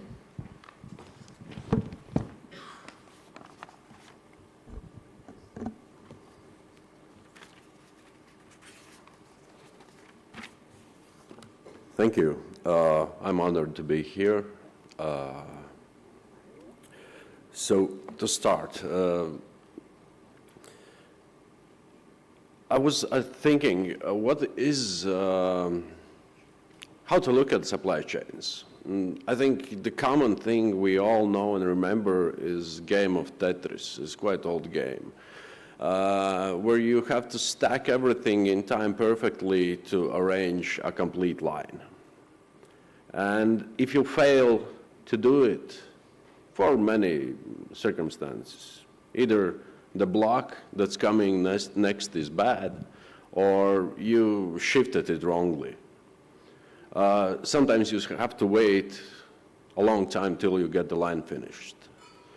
But during the supply chains, this time basically means your competitiveness, your money, your workforce, and well-being of people who are working in the factories and in the whole value chain of that product. I have my fair share of experience in logistics, in one part of logistics, in road transport. And currently, I have been nominated in Latvia to lead a working group regarding Riga port development. And one thing I will bring with me in this working group is I like to learn from the past mistakes. I don't like to make my own mistakes and learn from them. Of course, we all do that. We all learn from our mistakes, but it's quite hard to learn from other mistakes done before. The past 5 years have been quite challenging in the world, as I mentioned yesterday. And we have quite a lot of lessons. And one of the lessons can be described in one word: security. We must think of security in every single part of this chain, every single block in this line. Either it's rail transport, road transport, air transport, sea transport. It doesn't matter. What matters is how can we secure the start and the finish and the complete product. As I see, there are a couple of obstacles. One is policies. Of course, the policies are the responsibility of politicians. And we must adjust policies to help in secure way these value chains to continue working. And transparency. Transparency is a vital word in this. To have companies transparent, because we had these risks and we must learn from them. In Latvia, we feel economically within our ports the Russian war in Ukraine consequences. The shipping amounts are dropping because we can't work with unreasonable and unsafe partners. So we must look at this safety in this, the security. Green policies. It's another challenge, but it's a good challenge regarding value chains, because we can use green policies to help to build better infrastructure for future, and the future infrastructure that will comply with the security, with strategic autonomy, with possibility to manufacture goods and services closer, to find the best ways how to turn not only just in time, but always in time. And this is something the world learned during the pandemic. We must shorten these chains. We must cooperate business to business between two states in conjunction sometimes, and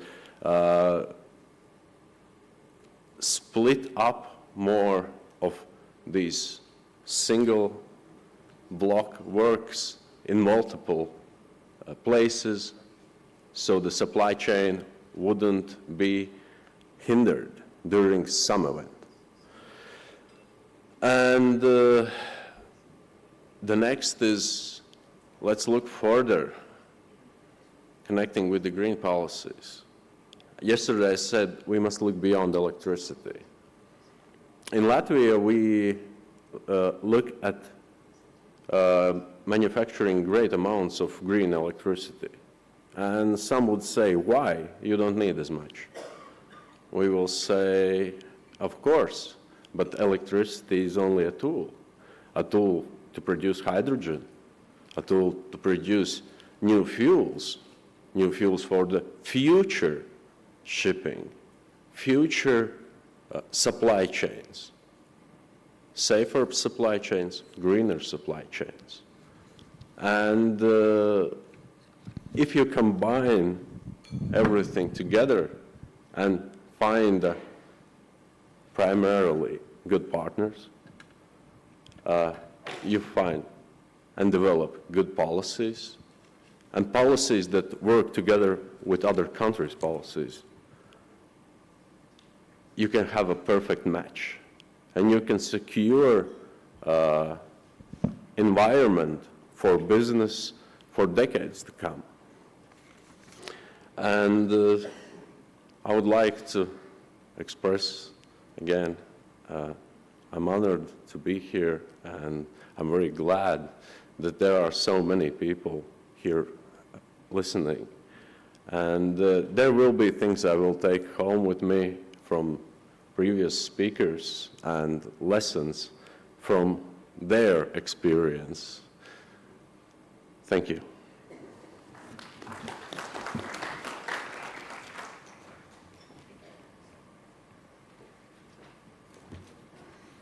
Thank you. Then we are coming to the close of this session. I'm afraid we have no time to take many questions now, but I really want to add a few points here to say that we've had some very good overview from different speakers on various aspects of global value chain and what actions and steps can be taken. I really want to thank all the speakers for their insightful comments and for the direction going forward. I want to just close the session by a few takeaways which I thought would be useful. I think the first is that we all agree we are living in highly disruptive and transformational times. The impact of black swan events and geopolitical events have forced countries and companies to relook at their supply chains and logistic systems big time. Today, a resilient and reliable supply chain is top headline item or a worry for all of us in countries, in companies, in institutions. As if this was not enough, the challenges of climate action and sustainability have added further complexity to the topic of global value chains. And I was talking to Dr. Ahirbar just now, and I think the topic, the challenge or the fear of security is adding another challenge big time. And I think that is something which we need to talk a little bit more. The growth of e-commerce is further pushing logistics and supply chains towards agility and adoption of the local, with the adoption of the local flavor. This is good news because this is pushing us to really embrace new technology. The good news is that today there is technology and large number of players available to solve some of these challenges together, and many governments like the Indian government has taken necessary actions such as the National Logistics Policy, which Dr. Ahirwar spoke of, PM Gati Shakti, the PLI, and investments in manufacturing are happening so that India can actually provide a good regional sort of a hub to this growing challenge. And finally, we need greater, I believe, we need greater partnership and develop greater trust and transparency as regions, and I think this is a great opportunity between India and Nordic Baltic countries to really work further on this very important attributes of trust and transparency to drive further agenda towards sustainable and resilient value chains. Ladies and gentlemen, I believe partnership is the future leadership, and I think that's where we will close this session at. Thank you very much.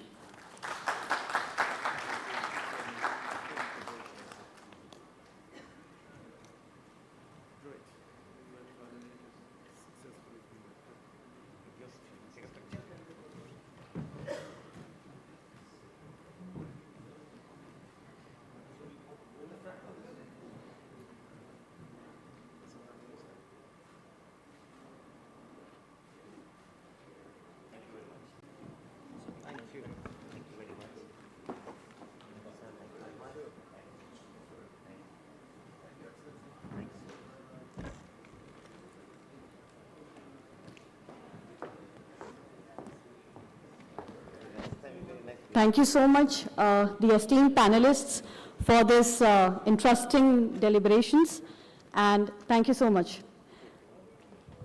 I would now request the audience to please be seated for our next and final round for the valedictory session to start in just next, I think, 5 minutes. I would request everybody to be seated, please. Thank you.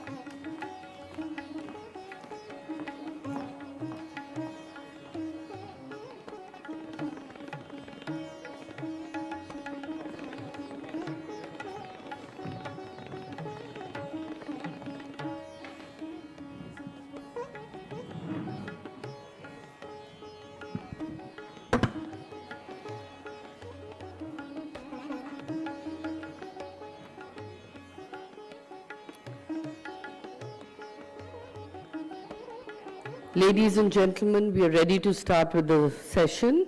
May I request everyone to please settle down, and may I request my colleagues to please usher in those who are outside the hall, please.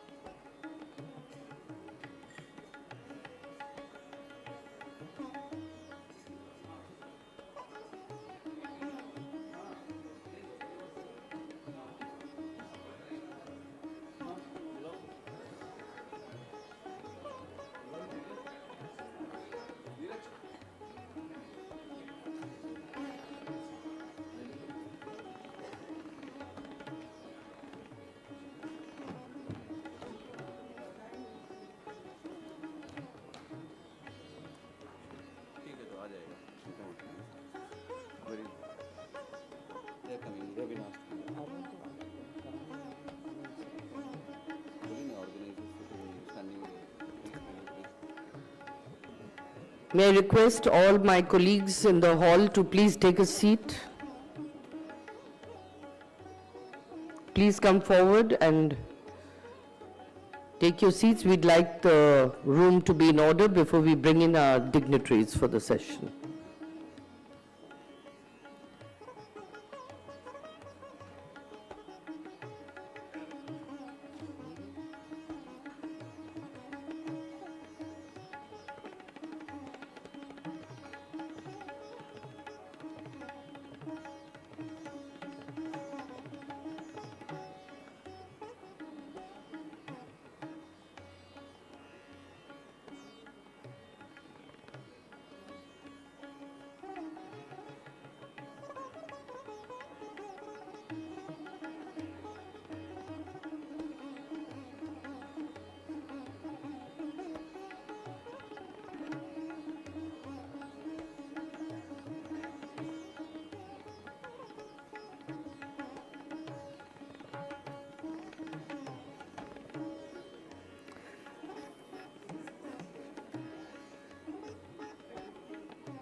I'd like to welcome all our dignitaries on the dais, please. Please join us.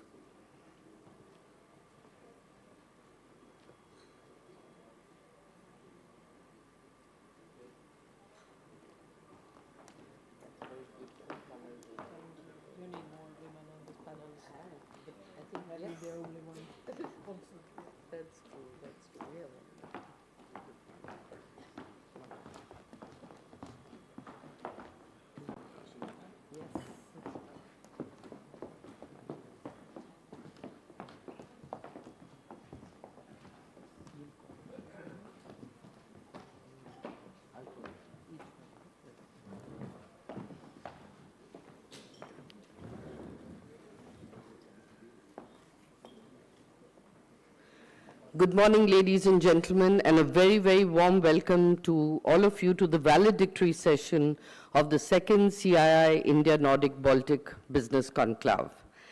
To begin this session and to moderate it, I'd like to request Mr. Chandrajit Banerjee, Director General, Confederation of Indian Industry, to give his opening remarks.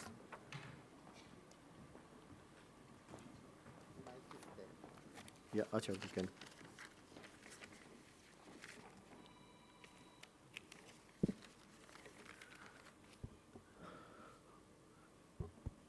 So good afternoon, ladies and gentlemen. Good afternoon, Excellencies.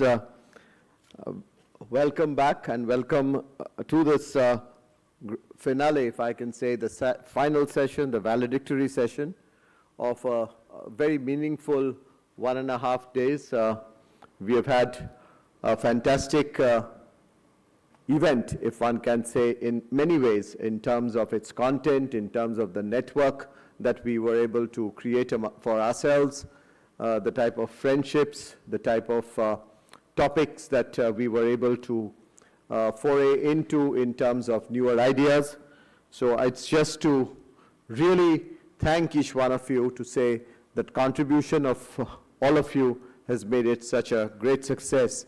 And I must especially welcome and thank the Secretary West, Mr. Sanjay Verma, who hosted the lunch and the dinner so very nicely that we didn't have yet the right choice of food. So there's no absenteeism on the second day because of food-related issues. And we not only enjoyed the way you hosted it, but also the food that was on the table, which was so very well appreciated. And thank you really very much for the leadership in this conclave, in again providing the type of guidance in terms of what all we could include to enrichen our commercial and business industry ties. All of you know, and I do not really want to repeat over and over again what's been said, but what I could capture in my notes was the areas that we would really explore upon. Climate, of course, was discussed phenomenally in many ways, and that resonated with each one. Second, of course, each leader discussed digitization, innovation, technology. So that's the second piece that we will see different structure that we will create. Third, of course, modern and technology-driven supply chain. It was a very, very critical subject, something that we was discussed within the businesses, the B20, when we were working on it.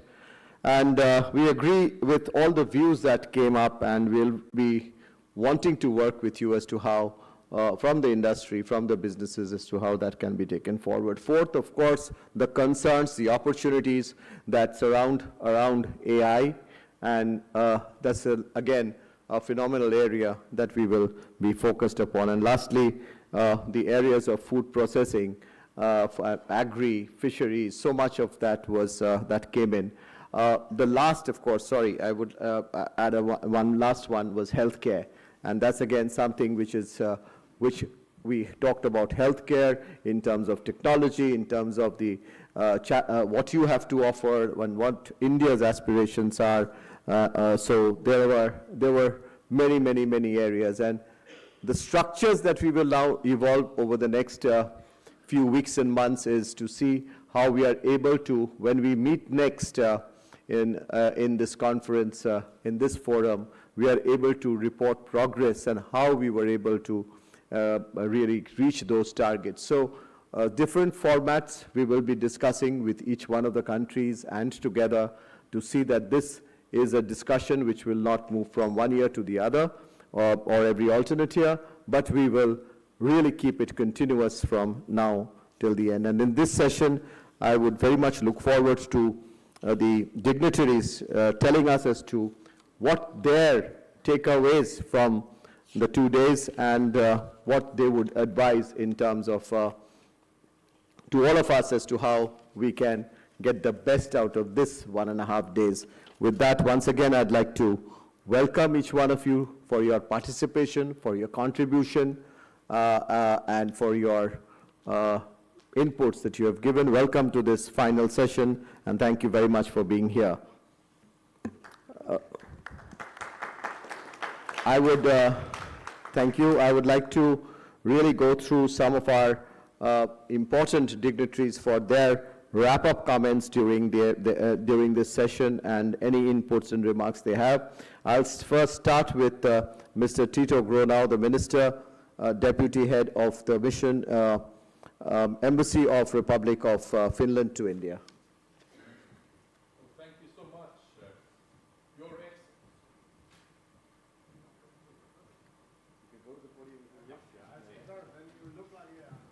Stand up.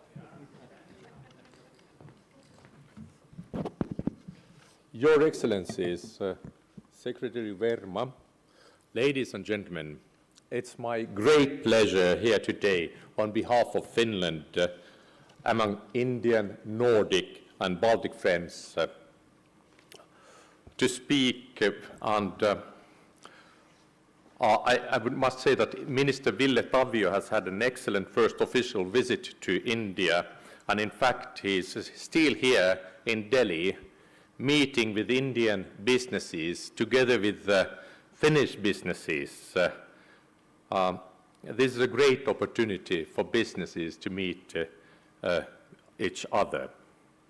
It's also a good indication of the importance of India for Finland that so many companies and individuals joined our minister to attend this conclave.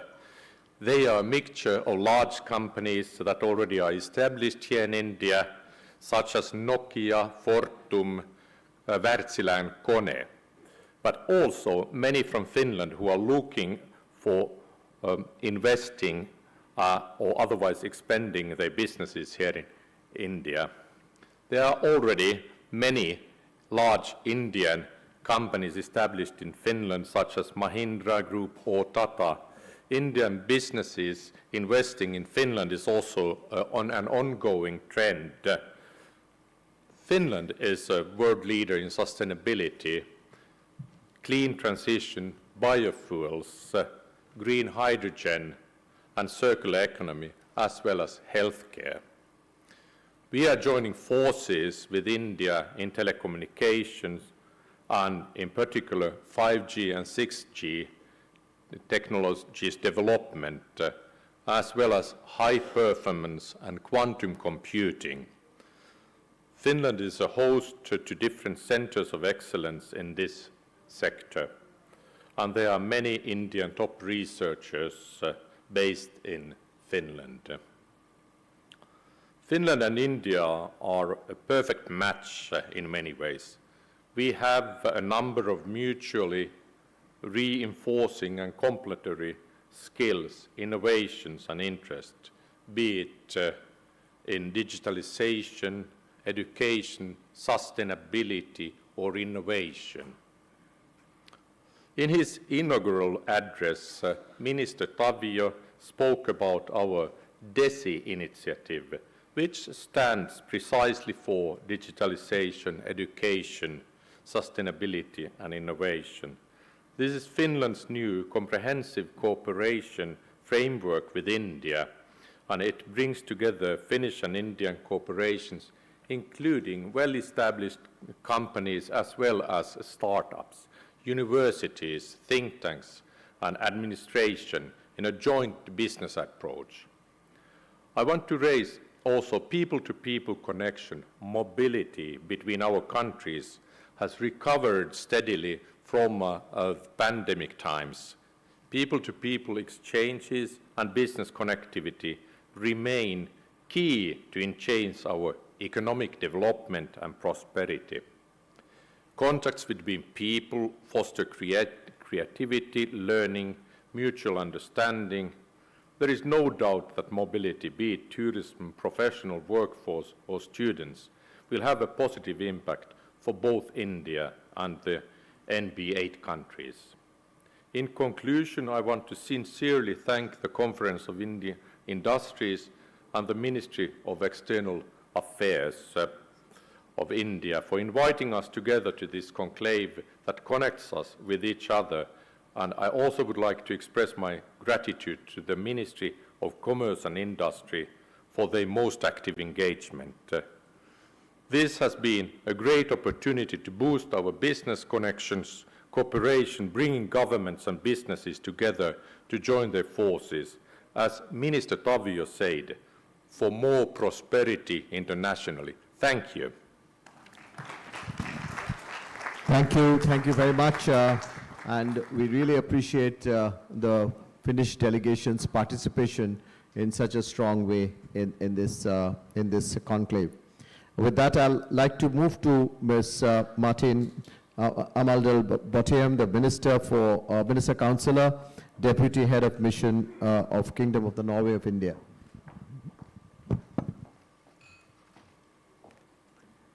Thank you so much.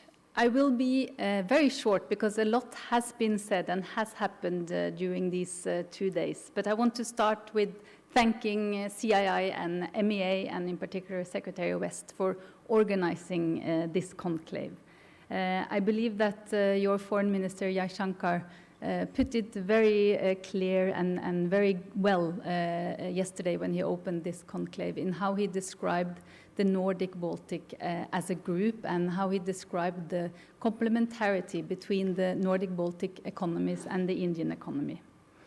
And for Norway, of course, our first consulate in India opened more than 150 years ago, so our ties go long back.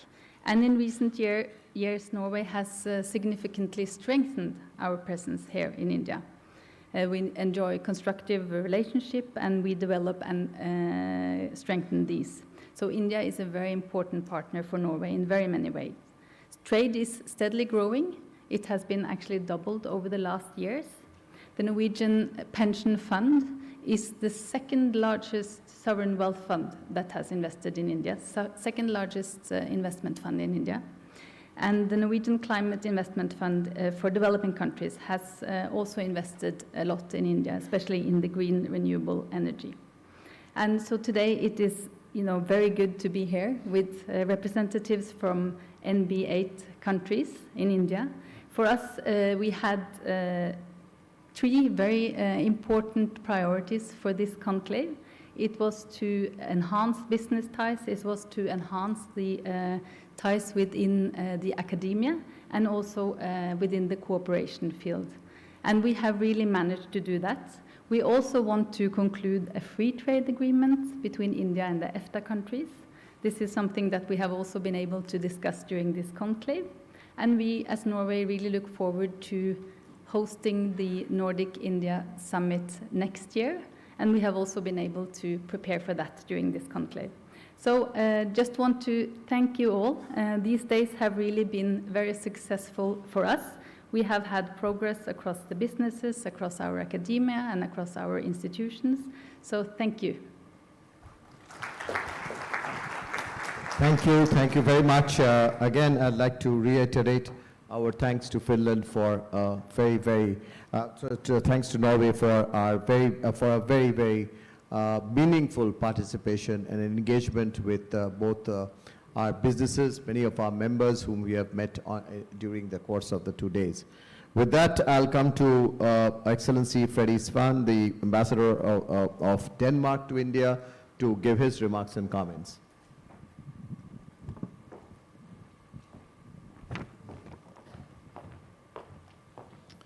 Namaskar. I thought you all had learned Namaskar. Anyhow, I will also echo all the other speakers in thanking the organizers from MEA, of course, but also CII. It's a great job what you're doing, and I hope you will be promoted one day, all of you. I'm sure you are. Anyhow, this has been really a fantastic conference. There are too many conferences across the world, also in India. But this has turned out to be a very substantial and also action-oriented and future-oriented. I'm extremely happy because my prime minister not from Denmark, from the Faroe Islands, we have 3 prime ministers. So next time you're organizing, we'll bring perhaps the next one as well. But it shows how important India has become. And I tell you, after having lived here for many years, that there's no way around solving any issues globally without India being part of the equation. Whether it's about climate, sustainability at large, digitization, trade, and so forth, the future lies with India. I'm not here to promote India, I'm here to telling you the truth. Our companies from the Faroe Islands, as well as from Denmark, they have shown and learned how their competences can fit into the context of what India is striving at. And it's really, really fantastic. Often you see teams, and what are teams good for? Dreams. So all the NBA teams came here to see the Indian dreams coming through. And I think they will all leave with not the dream, but the reality that India is a strategic partner for all of us. Without India, we can't solve the climate changes, we can't deliver on the sustainable development goals. And that's why Denmark has a green strategic partnership. And perhaps the NB8 one day, Sanjay Verma, Honorable Secretary, perhaps we could have a green strategic partnership for all the NB8s. It's based on 5 S's, and you will all subscribe to these 5 S's. It's the scale of India. We all know how many people you are in India, but we also know how many competences, how many talents, how many potentials that you have in this country, in this nation. Skills, whatever we have developed on our side, we should bring our technologies, experiences to India. And it's not just about one-to-one, because technology from Denmark, as an example, is really sophisticated, but it has to be affordable. There are 1.4 billion people living here, and they do not necessarily know how to live with our technologies, so we have to adapt to what India is requesting. Then speed, we need to work hard for the climate changes, for the delivery on the SDGs, and India has to be part of that, as I said.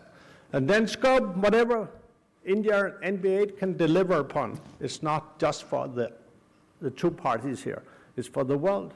Think about this NB8 turning into a gateway to Africa, to Latin America, to those nations who do not have the same opportunities that we have. And then, of course, sustainability. Whatever has to be delivered has to be sustainable. Whether you're into the oil business, food business, or whatever, you have to work for sustainability. 2 last concluding remarks. This is my name card, and this is a ticket to growth. So if you are interested in a better future, greener and stronger future, I hand out this freely and everywhere. Last but not least, my Prime Minister from Faroe Islands, he came with one dream: to persuade India and the Indian side to love the best salmon from the world, namely the Faroe Island salmon. And I think he is managing this dream in such a way that next year, perhaps, when we have the NB8 conclave here, then there will be salmon from the Faroe Islands. You would like it? Yeah? Dhanyavad, thank you very much, and good luck. Stay tuned, be green, be great, and be good. Thank you very much. Thank you very much, Ambassador. Dhanyavad to you. And when I heard you 11 years back or so, you were upbeat on India, upbeat on India's future at that point in time. And I was quite amazed that you were that you put so much of your bet on India. And whatever you had said those days, if you remember, going back more than a decade, we are seeing that how India has transformed. And thanks for that very, very strong affection and that strong your commitment towards India. Thank you. May I now move to the Republic of Iceland and request the Ambassador Bragason, for his comments and remarks.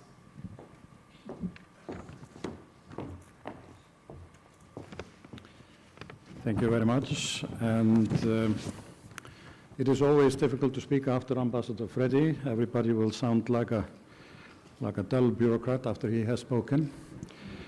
But I will try, and I'd like to begin by thanking the hosts for the organization of the conclave, and also inviting us to have a special showcase on our main issue, geothermal energy and green energy. Now, despite the differences in size and population, our 2 countries, India and Iceland, are ideal partners. We are both innovative countries, strong technical infrastructure, education system, research and development, but first and foremost, people with new and good ideas. I'd like to mention 2 or 3 things. Firstly, reflecting on the conclave, we welcome very much the strong focus on green and renewable energy, and also the emphasis of the government of India on these issues and the aims to promote green energy and better quality of life for future generations, both here in India and elsewhere. Now, technological know-how in this field is what we bring to the table in India, and both for use in industrial production, electricity, but also in direct use. And we have cooperation in both these fields. Direct use for heating houses, schools, sports facilities, and preserving food in cooling facilities, and thus adding value to the food production, strengthening food security, which is very important, and minimizing waste. I also like to mention the technology on capturing and storing carbon, which in basalt rock, which the company Carbfix has brought to the discussion here in these 2 days. Secondly, regarding the trade environment, I like to mention, as my Norwegian colleague did, the free trade, the importance of free trade agreements. And the economy of Iceland is export-driven. It is essential for us to have a free trade and to make agreements like we have done with the EFTA countries, within the EFTA countries, cooperation with several countries all over the world. And we have high hopes for the negotiations that now are taking place on a free trade agreement with India. Finally, my third point, because we were invited to bring in new ideas, if I'm correct, and I like to say that, or mention one issue which is actually I have missed in the discussion and these 2 days, and that is gender equality. I believe that, and that is the policy of the Icelandic government, that gender equality is essential for the development of all societies, also for the development of sectoral issues such as the trade and commerce. So if you would have the role of women and increased enhancing role of women in the commerce sector, I'm sure that that will be very much appreciated. We have a very good delegation coming from Iceland for this conclave, but it will be bigger and better if you will have such an issue on the agenda. Thank you very much.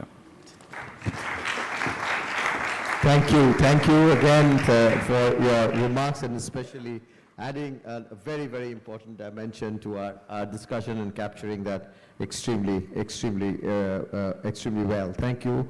I'll now move to Sweden and request the Ambassador, Excellency Jan Teslöf, to give his remarks, please.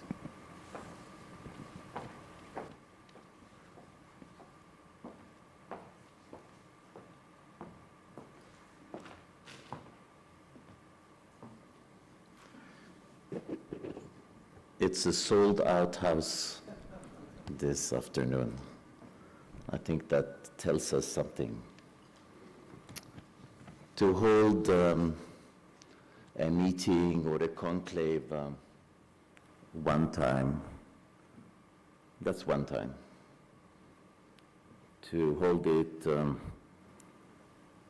twice is the beginning of a tradition. And I think that's the beginning we have seen here these 2 days. So my thanks go to the Ministry for External Affairs, to the Confederation of Indian Industries for putting this together, for bringing it forward until today and towards tomorrow. Can I join my hands for them?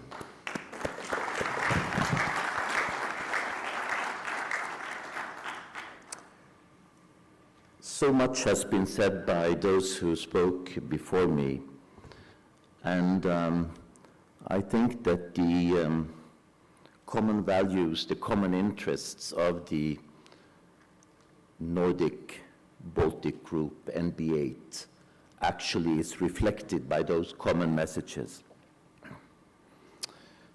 So I would like to limit myself maybe to some more sketchy comments.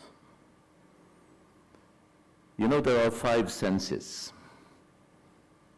There is hearing, there is taste, there is feel, there is sight, and there is smell. We use them all the time. And then there is another sense, which is maybe the most precious sense, and that is the common sense. And the common sense tells us to work together, to come together, to face challenges, and to explore opportunities. And that is exactly what we have done here today and yesterday. We talk very often on the Swedish side, we talk about Team Sweden, all the different actors in India and in Sweden that work for our common good. And of course, there is also a Team India, and Team Sweden and Team India are playing together, but there is now a Team NB8 too. And I think we have shown during these days that that team is prepared to play with India in so many different areas. Can I convey thank you and a greeting from our Minister for Financial Markets, Niklas Wikman, who was here yesterday.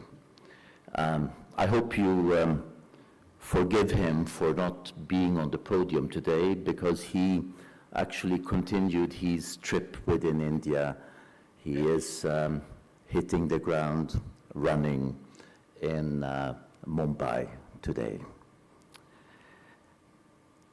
These days have given us the chance to look into so many new areas, and Sweden, I think, as so many other countries here on the podium and other countries in Delhi, we are having a jubilee year with India, 75 years of diplomatic relations. And 75, when you have an anniversary, even when you have your own birthday, you maybe look back a little bit on the year that passed, or the years that passed, or the decades that passed.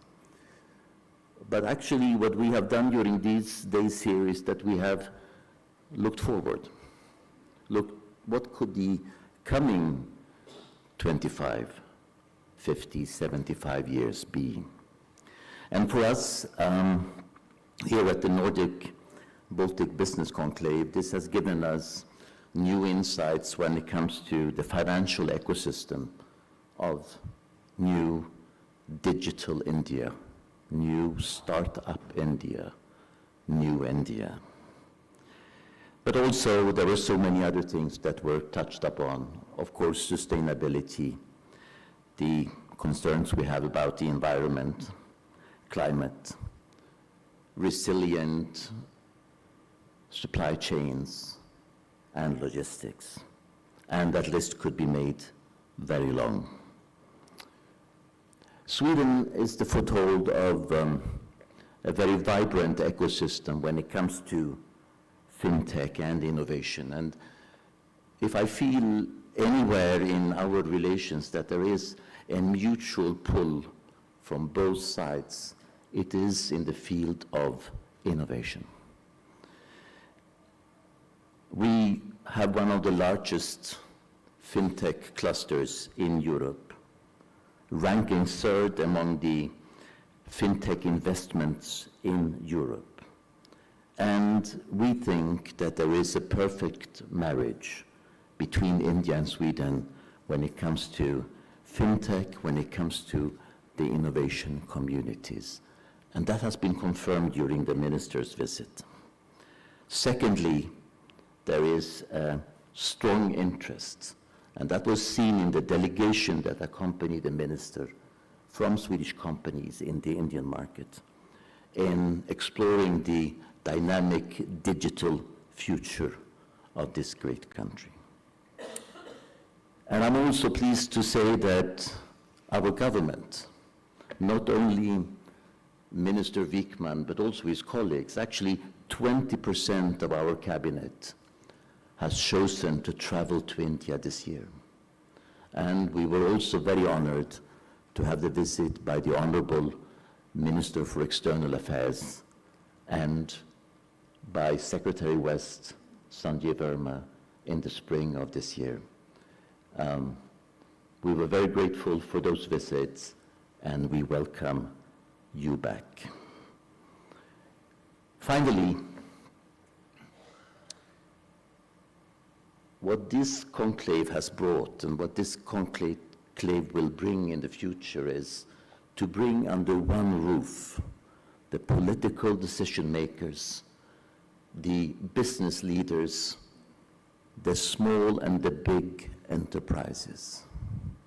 And I think we have heard many times during these days about the size of India, the most populous country in the world, soon maybe the third biggest economy in the world.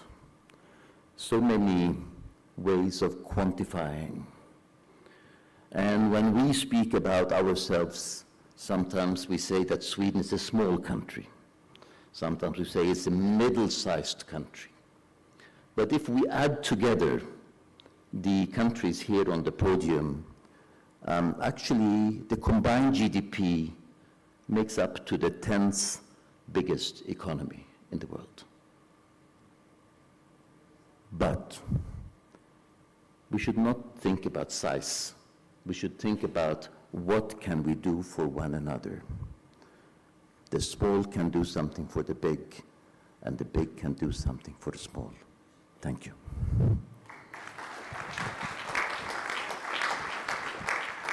Thank you, Ambassador, for some very important and good insights, and I'm so glad that your minister is today seeing another part of India, and there are many, many, many parts of India to be seen.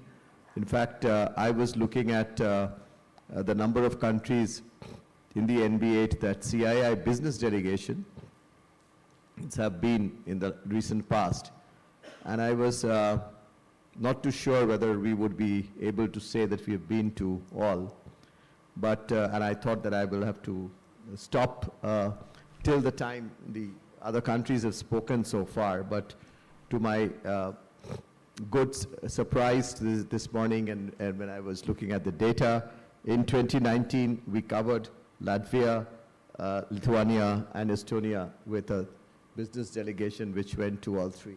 So we have covered all the countries with separate business delegations. And next time that we meet, I hope to say that CII business delegations, at least sometimes accompanying minister, but sometimes with a business delegation, we would be able to send delegations to each of your countries. And similarly, I'd like, next time we meet, I'll request MEA and Secretary to see how many states we have been able to get our NB8 countries to cover with their business delegations. And you will see the wonderful different types of opportunities in the fields that each one of you are covering for opportunities. It's just mind-boggling what we can give to each other. And we'd like to, with that spirit, we'd like to move on and request the Parliamentary Secretary at the Latvian Ministry of Economics, Republic of Latvia, Mr. Jurgis Binzenis, to give his remarks.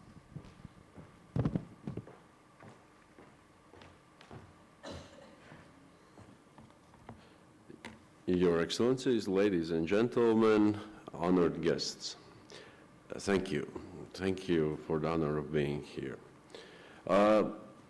As I had my intervention before, I will try to be short and to summarize the things that in these past few days I saw and I think will be the possibilities for cooperation between Latvia and India.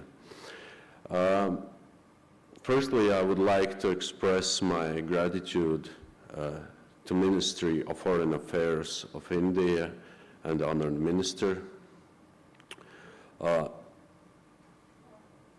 for game-changing announcements that were done yesterday. And of course, CII for hosting this event. Partnership will go both ways, is what I saw during these past few days and during the meetings with Indian businessmen. And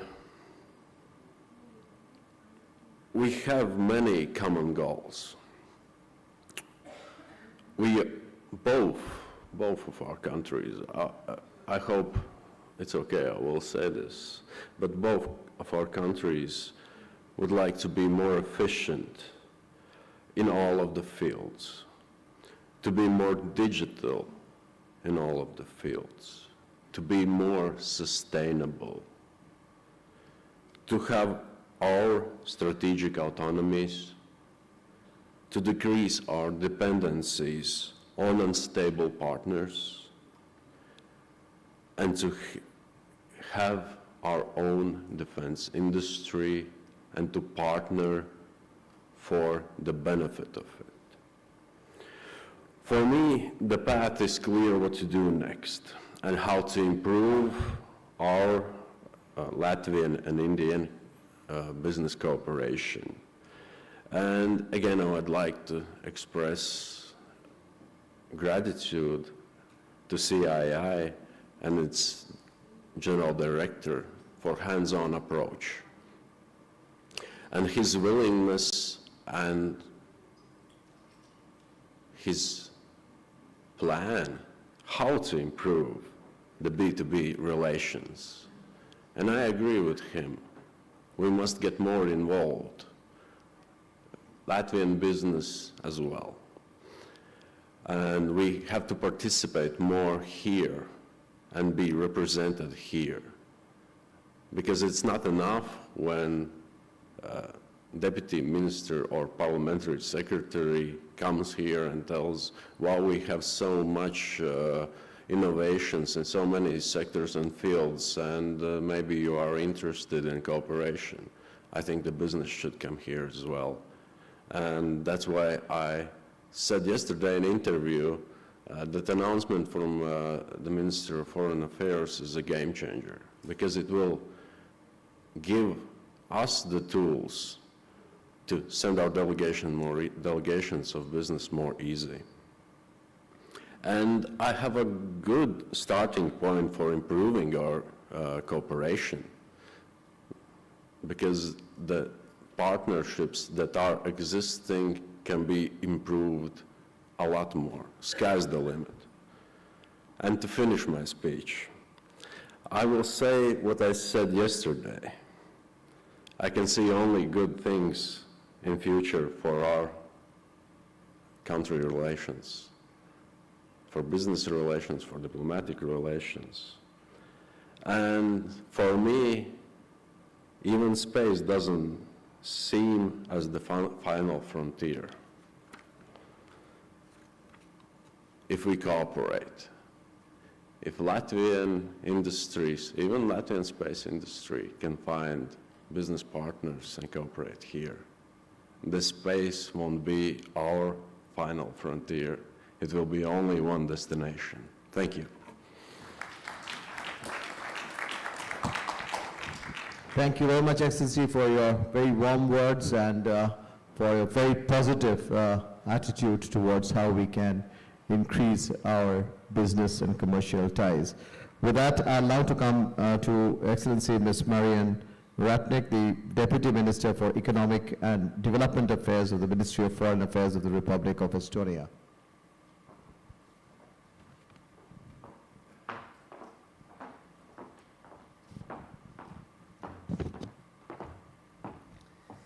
Thank you so much. I want to start with a personal comment. I'm a passionate snowboarder. And in snowboarding, something like the size of the board matters. And what I hear to say, and would like to put it into that context, is the size doesn't matter. It means what you can do with it. And I think that's the important part in this comparison that we have all shown. I think this second India-Nordic business conclave is something which is truly made in India. So it has laid an excellent basis for our future cooperation. And it couldn't be more timely, because I think we face very similar challenges, be it from moving from the carbon-based economy to the green economy, facing the climate changes and what it brings with it, or how to address the new technologies, the opportunities and challenges it brings. The needs to work together in constantly changing supply chains, but also overall security in the complex global context. Estonian response to that would be, and I would like to quote the previous speaker here, that partnership is the new leadership, would be that more cooperation with countries that share the same values, are strong democracies, and rely on international rules-based order. Exchanging experiences and learning from each other, I think, is something that we have to do even stronger in the future. Co-creating and reusing. It goes both in the sustainable future and resilient future that we only can face together in the cooperation, and that co-creating and reusing can be in creating more secure world for all via diplomacy and business cooperation, or also co-creating just a digital public good together. So PPP, the public-private partnership, is something that we have heavily relying in creating our future as Estonia, but also creating our cooperation with India. So this event again shows excellent example in that. Free trade is a core element, and again, another opportunity to work together. So we're very much looking forward to the EU-India free trade agreement negotiations going ahead. I would like to conclude with the slogan that I think very well reflects the same message that we want to bring together. It's the G20 slogan of India: one Earth, one family, one future. So that's how we see it. I have one element I want to strongly support my Icelandic colleague, is that please include women into the future. It's a message of the 50% of the population of the Earth, not only mine. Thank you.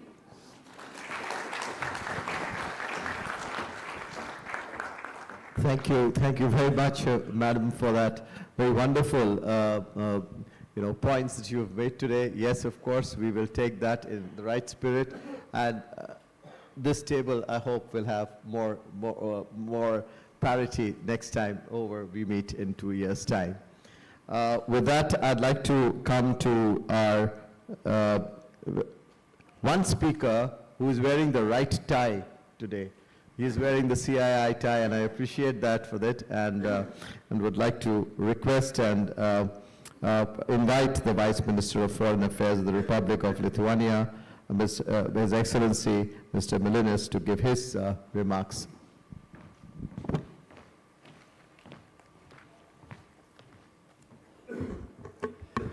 Excellencies, ladies and gentlemen, first of all, I definitely would like to join my Nordic Baltic colleagues in expressing our thanks and appreciation for this very important meeting, Nordic Baltic India Business Conclave. As it was already said, it's, I believe, very timely, very important, very needed event, and I just would like to express our sincere hope that we will be able to continue such meetings in near future. Taking this opportunity, I would like to share some personal impressions. First of all, what I wanted to say, it's my second time in India. First time visited 22 years ago. So it's a great opportunity to congratulate India on this huge progress, be it economic growth, social development, technological solutions, and many other spheres. and also take this opportunity to congratulate you on very successful G20 chairmanship.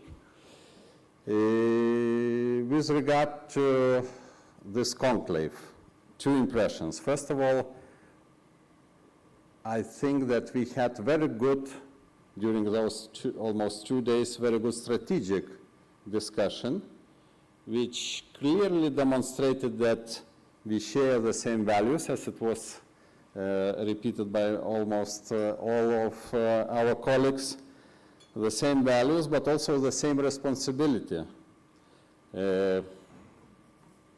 It's our responsibility to protect and preserve this world order based on rules, international law, and values. It's no doubt that we live in challenging times, and autocratic powers would like, we see clearly, to change or even to destroy existing world order. So the best response from our side, from global democratic community, like-minded countries, is enhanced cooperation. And it's no doubt India's role, be it regional level, Indo-Pacific region, or globally, is crucial. Second impression, this conclave presented really fantastic opportunities to our business people. Indian, Nordic Baltic business representative to meet each other, to discuss and to establish cooperation. Before this closing session, we had a special country roundtable on Lithuania. And before that roundtable, I was not so sure, are Indian business people interested in cooperation with small country Lithuania? And I was really sincerely happy to see full house, many questions, and interest in Lithuanian, as our ambassador nicely described, boutique solutions in such technological areas, sectors like life sciences, biotechnology, cybersecurity, ICT, or semiconductors. Indian business community representatives were more than interested also in transport and logistics opportunities and solutions Lithuania offers, and we would be really interested to be a part of this strategic initiative called IMEC, India, Middle East, Europe Transport Corridor. So again, just summarizing, I would like to express gratitude for organizing this very special strategic, as I mentioned, convention, forum, and would like to wish our business community representatives very successful cooperation. Thank you very much. Thank you very much, Excellency, Vice Minister. You know, India sometimes is also seen as 29 plus Indias, mini Indias, because our states are of varying sizes. Some of them are as large as some of the largest countries in the world, and some are small states, very small states in the country, and each one provides opportunities of various kinds of doing business with the rest of the world. So we understand doing business with both large as well as smaller countries, and there is so much in each one that can offer and which we can offer to each other. Thank you very much once again, and with that, ladies and gentlemen, I'd come to one person who has been very well known to most of you, especially from those who have come from the NB8 countries. I especially mention about them. someone who has been our ambassador, our diplomat in some of the most important geographies across the world, someone who is quiet yet who has the stamina, if I can say, of leading some of the most difficult and tough discussions and doing it so very effectively, and someone who has been a person who's quietly yet gave the full leadership to make this conference successful and done well. May I request the Secretary West, Mr. Sanjay Varma, to address us.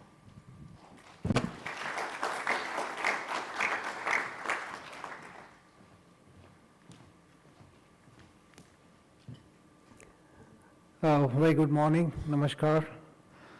I think what we can conclusively say is that NB8 is not the name of a new forthcoming mobile phone.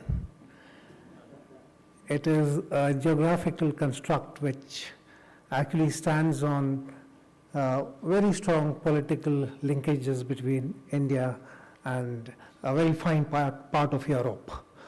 The India-Europe story is about 450 years old, largely Western Europe. Central Europe, more in terms of the non-aligned movement, etc., became part of our imagination. But what is happening with the NB part of foreign relations has been an incredible story. In the last 8 to 10 years, we have turned around certain difficult relationships. We have established a symmetry level relationship with the Nordics, and with the Baltics, we are every day discovering new aspects which make sense, which combine asymmetries. At the end of the day, distance between us, the sizes, but both the asymmetry balanced by a knowledge and understanding of each other through occasions like the Nordic Baltic Conclave is going to make our journey easier. It is an easy journey in the sense that if you see the comfort level, I and my colleagues share with the NB8 envoys here, with the respective embassies, it's a very comfortable working space. Even in the diplomatic sense, I think the access we have to each other, the things we can say, sometimes in closed room and not publicly in open forums, which may happen in certain other parts of Europe, doesn't happen. So references to gender here or sustainability, etc., are to be taken in the spirit intended. My dear friend, the minister from Lithuania, said in 22 years he's seen significant changes in India. He mentioned societal changes. I think when you say socio-economic development, people tend to forget the societal part of changes in India, but that is happening by the day. I remember when I joined the Foreign Service in the year 1990, there was not one single woman in my batch.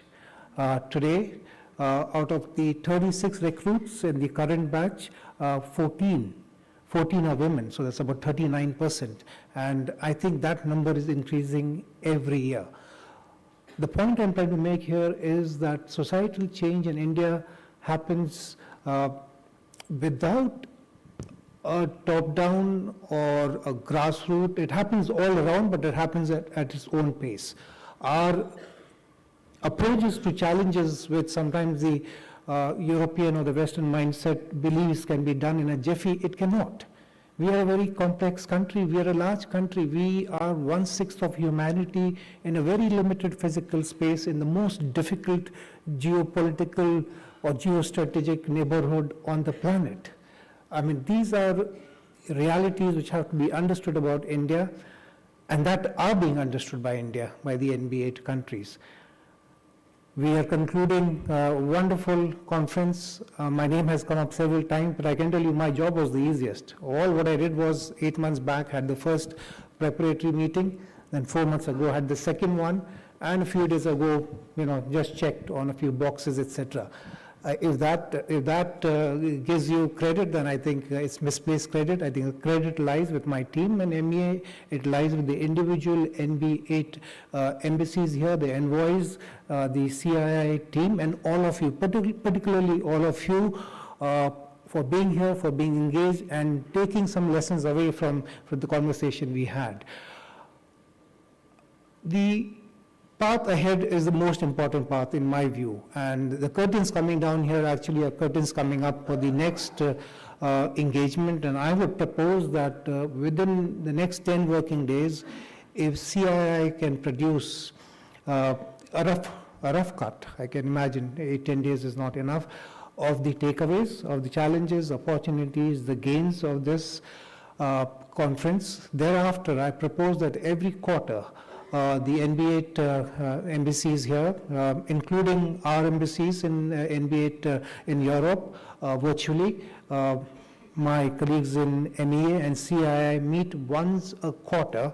We can decide the level, we work out that, and every quarter we take stock of what has happened, follow the trends, divert the conversation to relevant areas or share facts about the Indian economy, etc. Let's do that. Let's set it up. Let it be the first such interaction on a scheduled basis between us, the MEA, CII, and I hope I will have the support of the envoys from the NB8 countries. So let me conclude my remarks here by saying that I'm very grateful, and this has been a very satisfying and a meaningful exchange. I didn't get into the particularities of the different sectors discussed. I would leave that to our participants, the business delegates. But I can assure you from the perspective of the Ministry of External Affairs that we are here to provide both the solid foundational pillar support as well as the scaffolding required that our relations are mutually beneficial, and we sort of, the common refrain of common values. I keep saying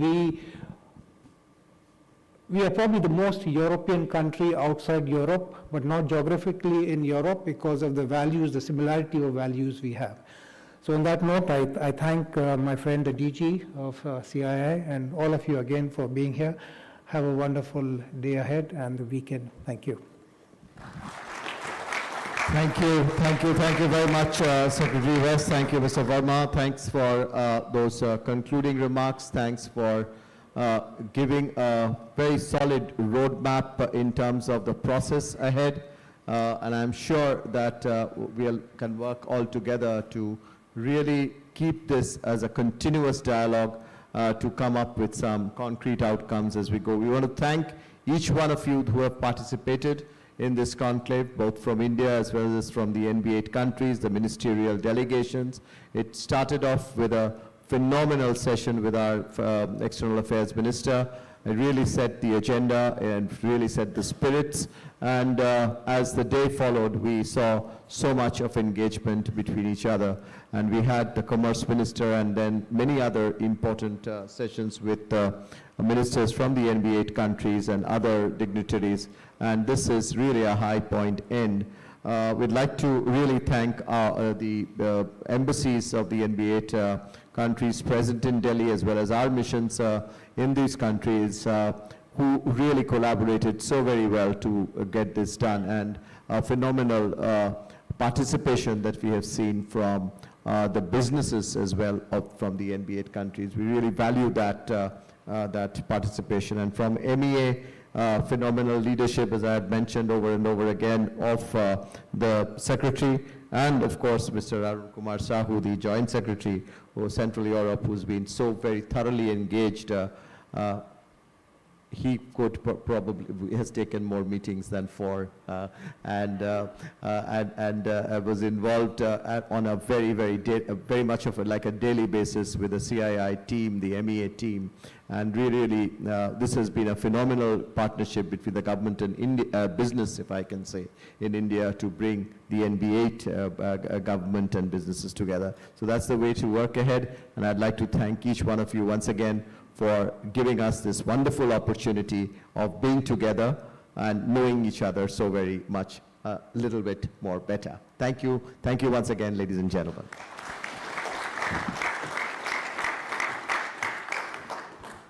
Before we close the session, may I request all the dignitaries on the dais to please step forward for a photo opportunity. I'd also like to invite a few of the ambassadors who are sitting in the audience to please join this photograph. I think we have here the ambassadors from Lithuania, Estonia, and maybe Latvia also. Anyone else? Please do join us.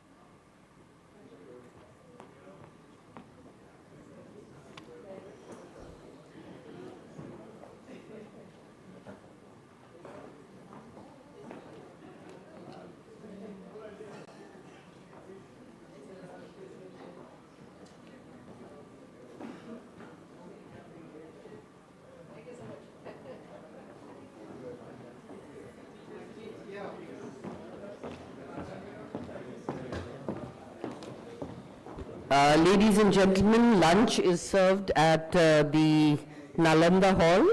Request you all to join us for lunch, please.